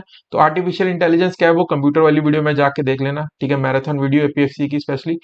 It can write debug computer programs, computer program को लिख सकता है, उनको डीबगिंग कर सकता है। कंपोज म्यूजिक, म्यूजिक बना सकता है। फेरी टेल सुना सकता है, क्वेश्चन के आंसर दे सकता है, किसी टेस्ट को सॉल्व कर सकता है। तो इनको यूपीएससी का भी एग्जाम शायद दिया गया था सॉल्व करने के लिए चैट जीपीटी को, तो वहां फेल हो गया था शायद ये। तो क्वेश्चन के आंसर भी, मतलब ये ह्यूमन जो आर्टिफिशियल इंटेलिजेंस है उसको मिमिक करता है उसकी बातचीत करने में, ठीक है ना। तो जब चैट जीपीटी बहुत फेमस हो गया तो गूगल ने कहा हम कैसे पीछे रह जाएंगे, तो उन्होंने अपना बना दिया गूगल बार्ड। तो गूगल बार्ड सिमिलरली एक आर्टिफिशियल इंटेलिजेंस चैटबॉट है। चैटबॉट टर्म आई है चैट से और रोबोट से, दोनों को मिलकर बना दिया गया है चैटबॉट, ठीक है ना। तो चैट प्लस रोबोट, चैटबॉट। तो चैटिंग करता है ये आपके, और ये बॉट है, मतलब आदमी नहीं है, रोबोट की तरह ये। तो ये गूगल का है, इसको नाम दिया गया है बार्ड। अगली न्यूज आइटम देखते हैं, विड्रॉल ऑफ 2000 रुपी नोट्स। तो 2000 रुपए नोट विड्रॉ कर लिए गए थे। इसमें इंपॉर्टेंट क्या है पेपर के हिसाब से वो देख लेते हैं। तो इट वाज इंट्रोड्यूस इन नवंबर 2016, जब डीमोनेटाइजेशन हुई थी, जब 1000 और 500 के नोट विड्रॉ हुए थे, तो 2000 का नया नोट डाला गया था under section 24(1) of RBI act 1934। तो ये आरबीआई एक्ट के अंतर्गत इशू किए गए थे अंडर सेक्शन 24(1). तो ये आपको याद रखना है सेक्शन का नाम। Printing of 2000 notes was stopped in 2018-19 में, बंद कर दिया गया था, ठीक है। और मेजोरिटी जो नोट थे वो 2017 से पहले के थे, तो उनका लाइफ स्पैन था कि कुछ 5 या 6 साल के लिए उनको रखा जाएगा, क्योंकि वो बाद में पुराने हो जाएंगे। तो आरबीआई की एक है क्लीन नोट पॉलिसी की, जो पुराने नोट है वो विड्रॉ कर लेते हैं सिस्टम से। तो ज्यादातर नोट 2017 के थे, तो उन्होंने कहा अब हमें ये विड्रॉ करने हैं, क्योंकि इन्होंने अपनी लाइफ पूरा काम कर दिया है। जो जो गैप था ना डिमोनेटाइजेशन के वक्त की, 1000 नोट विड्रॉ कर लिए हैं, 500 के विड्रॉ कर लिए हैं, तो उसको फिल करने के लिए इशू करे गए थे। ये ऐसा आरबीआई का कहना है, ये आरबीआई के नोटिस से लिया मैंने। और ये हाउएवर कह रहे हैं कि 30 सितंबर तक लीगल टेंडर रहेगा, मतलब आप कोई इसको लेने से मना नहीं कर सकता। आपको अगर मना करेगा आप तो उस पर केस कर सकते हो कि भाई ये लीगल टेंडर आप लेने से मना क्यों कर रहे हो। तो डिमोनेटाइजेशन में क्या हुआ था कि वो लीगल टेंडर ही नहीं रहा था, आप उससे कुछ खरीद नहीं सकते थे, ठीक है ना, वो बैंक में ही जमा होने थे। लेकिन ये कह रहे हैं कि 30 सितंबर तक 2000 रुपए का नोट जो है वो लीगल टेंडर रहेगा, आप इससे बाय सेल कर सकते हो, चीजें ले सकते हो, मार्केट में चला सकते हो। Unified registration portal for Govardhan, तो ये एक नया पोर्टल अनाउंस हुआ है, फोटो में जो देख रहे हैं। तो इसका ऑब्जेक्टिव क्या है ये देख लेते हैं। It is a one stop repository to access investment and participation in biogas and CBG sector at pan Indian level. तो जो अगर आपको बायोगैस प्लांट लगाना है तो उसके रिगार्डिंग आप इन्वेस्टमेंट का प्रपोजल को असेसमेंट के लिए, ट्रांसपेरेंसी लाने के लिए ऑनलाइन एक पोर्टल है, वहां पे आप डाल सकते हो, आपके पोर्टल को, आपके प्रोजेक्ट को असेस किया जाएगा और उसके अकॉर्डिंग फंडिंग दी जाएगी। तो it is a process to streamline the process of setting up of biogas plants in India. तो गोवर्धन की फुल फॉर्म देख लेते हैं, galvanising organic bio agro resources धन, ये पूछी जा सकती है गोवर्धन की फुल फॉर्म।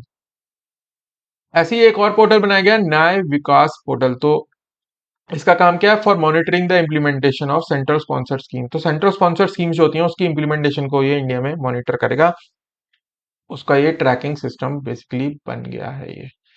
सागर समृद्धि, तो सागर समृद्धि क्या है कि ये लॉन्च की गई है, it is a online dredging monitoring system to order to accelerate waste to health initiative. ठीक है, तो इसके अंदर क्या होगा, जो ड्रेजिंग होती है, ड्रेजिंग मतलब जो मिट्टी निकालते हैं समुद्र तल से जिससे कि शिप आ जा सके, तो उसमें अगर कुछ गंद चला गया है या जो मिट्टी बहुत ज्यादा आ गई है, सिल्ट सैंड या सिल्ट आ गई है, तो उसको रिमूव करने के लिए होता है, उसको बोलते हैं ड्रेजिंग। तो सागर समृद्धि जो है ऑनलाइन ड्रेजिंग मॉनिटरिंग सिस्टम किया गया है union minister of ports and shipping द्वारा। ठीक है, तो ये है ऑनलाइन ड्रेजिंग मॉनिटरिंग सिस्टम सागर समृद्धि। दुग्ध संकलन साथी ऐप, ठीक है, थोड़ा सा रह गया, देख लेते हैं फटाफट।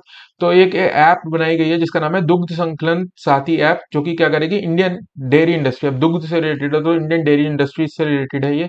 और इसका काम क्या होगा, ये जो ऑनलाइन गवर्नमेंट का जो वो है ना, ऑनलाइन डायरेक्ट बेनिफिशियरी ट्रांसफर या डीबीटी, ऑनलाइन पेमेंट्स को डिजिटलाइज करने के लिए मिल्क प्रोड्यूसर्स के लिए ये बनाई गई है। ठीक है, उनकी पेमेंट्स ऑनलाइन हो जाए, तो दुग्ध संकलन साथी ऐप। और it aims to prove the quality of milk, foster transparency among stakeholders, ये सब इतना इंपॉर्टेंट नहीं है।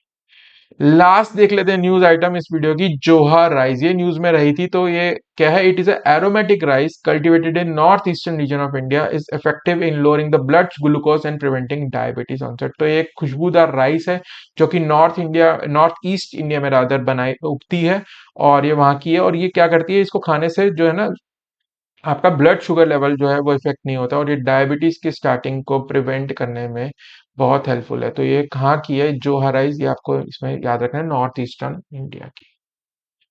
फटाफट से रिवीजन कर लेते हैं, ठीक है। लास्ट जो टॉपिक्स हमने देखे हैं, ठीक है, तो इसमें लास्ट टॉपिक हमने देखे हैं डेज, इंपॉर्टेंट डेज के बारे में जाना है, ठीक है ना। फटाफट से देखेंगे, ज्यादा टाइम नहीं लेगा, 5 मिनट में सारे देख लेंगे। तो सबसे पहले एनवायरमेंट डे,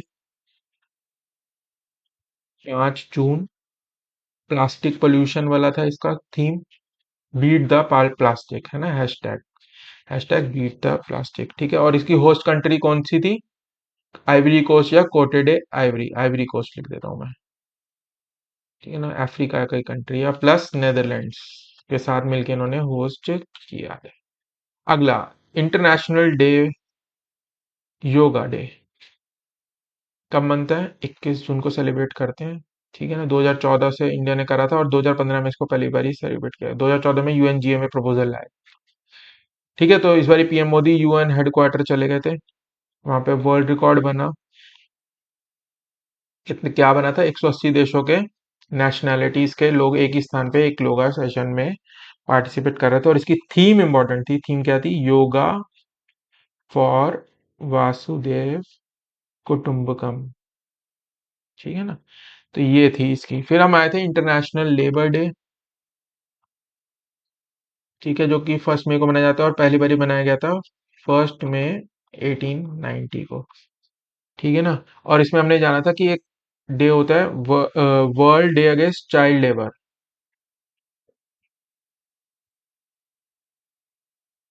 ये मनाया जाता है 12 जून को। और इसकी थीम क्या थी, social justice for all and child labour, ये इसकी थीम थी, ठीक है ना। फिर हमने देखा world sickle cell disease awareness day, ठीक है ना। तो ये कब बनाया जाता है, सिकल सेल जो आरबीसी की थी, 19 जून को। फिर हमने देखा वर्ल्ड हाइड्रोग्राफी डे, ये योगा दिवस के साथ मनाया जाता है 21 जून को। और इसकी वो थी theme, hydrography under frying identifying the digital twin of the ocean, ये इसकी थीम थी। लास्टली हमने देखा international day for drug abuse और इलिसिट ट्रैफिकिंग, जो कि हम कब 26 जून को मनाते हैं। तो ये थे डेज। फिर हम आए मिसलेनियस न्यूज आइटम पे। फिर हमने सबसे पहले यूसीसी देखा, आर्टिकल 44, चैप्टर 4, डीपीएसपी, ठीक है ना। 22nd लॉ कमीशन के बारे में जाना कि एग्जीक्यूटिव बॉडी होती है ये, order of government of India से बनती है। फिर इसके हेड कौन है, ऋतु जस्टिस, चीफ जस्टिस ऋतु राज अवस्थी, ठीक है। और ये एडवाइजरी बॉडी होती है, किसको एडवाइज करती है, government of India, ministry of law and justice को, ठीक है। तो ये पढ़े थे। फिर हमने देखा इलेक्शंस के बारे में जाना था, ठीक है ना। इलेक्शन, इलेक्शन के चीफ मिनिस्टर कौन कौन बने, कर्नाटका सीधारमैया जी, उसके बाद मेघालय, ठीक है ना, कॉनरेड संगमा जी,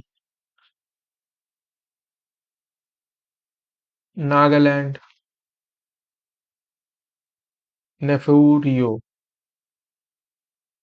और lastly Tripura Manik Shah. Chat GPT के बारे में जाना, और उसका जो दूसरा वर्जन है गूगल का, गूगल बार्ड। ये क्या है, ह्यूमन कॉन्वर्सेशन है, वो ह्यूमन की तरह बात करते हैं। अलग अलग इनके फंक्शन है। 2000 रुपये के नोट जो थे वो विड्रॉ कर लिए गए, और इसका ये इशू किए गए थे आरबीआई एक्ट 1934 के अंतर्गत, अंडर सेक्शन 24(1), और ये लीगल टेंडर रहेंगे। और हमने डीमोनेटाइजेशन लीगल टेंडर में डिफरेंस भी देखा। फिर यूनिफाइड रजिस्ट्रेशन पोर्टल हमने गोवर्धन के लिए बनाया, ठीक है ना,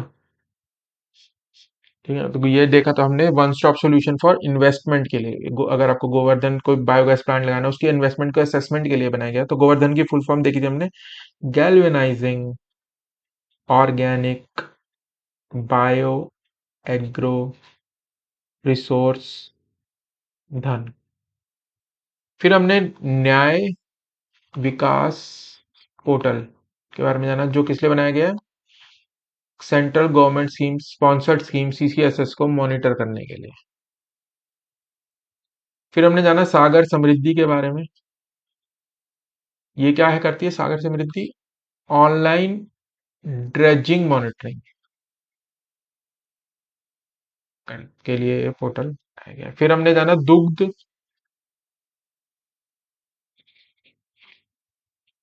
संकलन साथी ऐप, डेयरी इंडस्ट्री के लिए ये बनाई गई है, डिजिटल पेमेंट्स के लिए, टू मिल्क प्रोड्यूसर।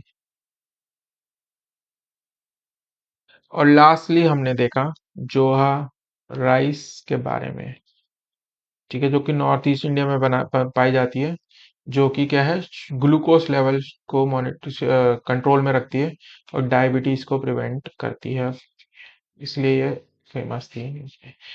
तो दोस्तों ये था हमारा आज का वीडियो। तो मैं आशा करता हूँ यहाँ तक आपने वीडियो देखा है तो आपको डेफिनेटली हेल्पफुल रहेगा आपके पेशेंट में, और आपको पसंद भी जरूर आया होगा। तो अब चैनल को सब्सक्राइब कर लो और वीडियो को लाइक कर दो, जो कि वही एक्चुअल रिवॉर्ड भी होता है हमारे इतनी मेहनत करने का। तो जैसे कि मैंने कहा, अभी तक मोनिटाइज नहीं है चैनल, तो यही एक रिवॉर्ड है। तो प्लीज चैनल को सब्सक्राइब करो और वीडियो को लाइक करो और शेयर करो। तो दोस्तों मिलते हैं हम अगले वीडियो में। मैं कोशिश करूंगा, जैसे कि मैंने शुरू में कहा था, बोनस वीडियो लाने के लिए, पर मैं वो बिल्कुल आपको 90% कहता हूँ कि मैं ला दूंगा आपको फ्राइडे या सैटरडे को। पर मैं जितना कर पाऊंगा उसमें मैं मैक्सिमम टॉपिक्स कवर करने की कोशिश जरूर करूंगा। और हाँ दोस्तों, जैसे कि मैंने कहा था कि एपीएफसी वाला पेपर तो मेरे को मिल जाएगा टाइमली, पर ईओ और एओ वाला अगर आप कोई मेरे को स्कैन करके भेज सको मेरी ईमेल आईडी पे, तो हम उसका सोल्यूशन जल्दी से जल्दी संडे को डिस्कस कर पाएंगे। तो मेरी ईमेल आईडी है एग्जाम रिपब्लिक, आपकी स्क्रीन पे भी फ्लैश कर रही होगी, @gmail.com। तो अगर आप में से कोई भी एक मेरे को स्कैन करके भेज सके तो बहुत अच्छा होगा, जिससे कि हम जल्दी से उसके सॉल्यूशंस और फिर कट ऑफ के बारे में डिस्कस कर पाएंगे। तो दोस्तों ये था आज का वीडियो, मिलते हैं अगले वीडियो में, तब तक के लिए bye bye and happy learning and all the best for your exam.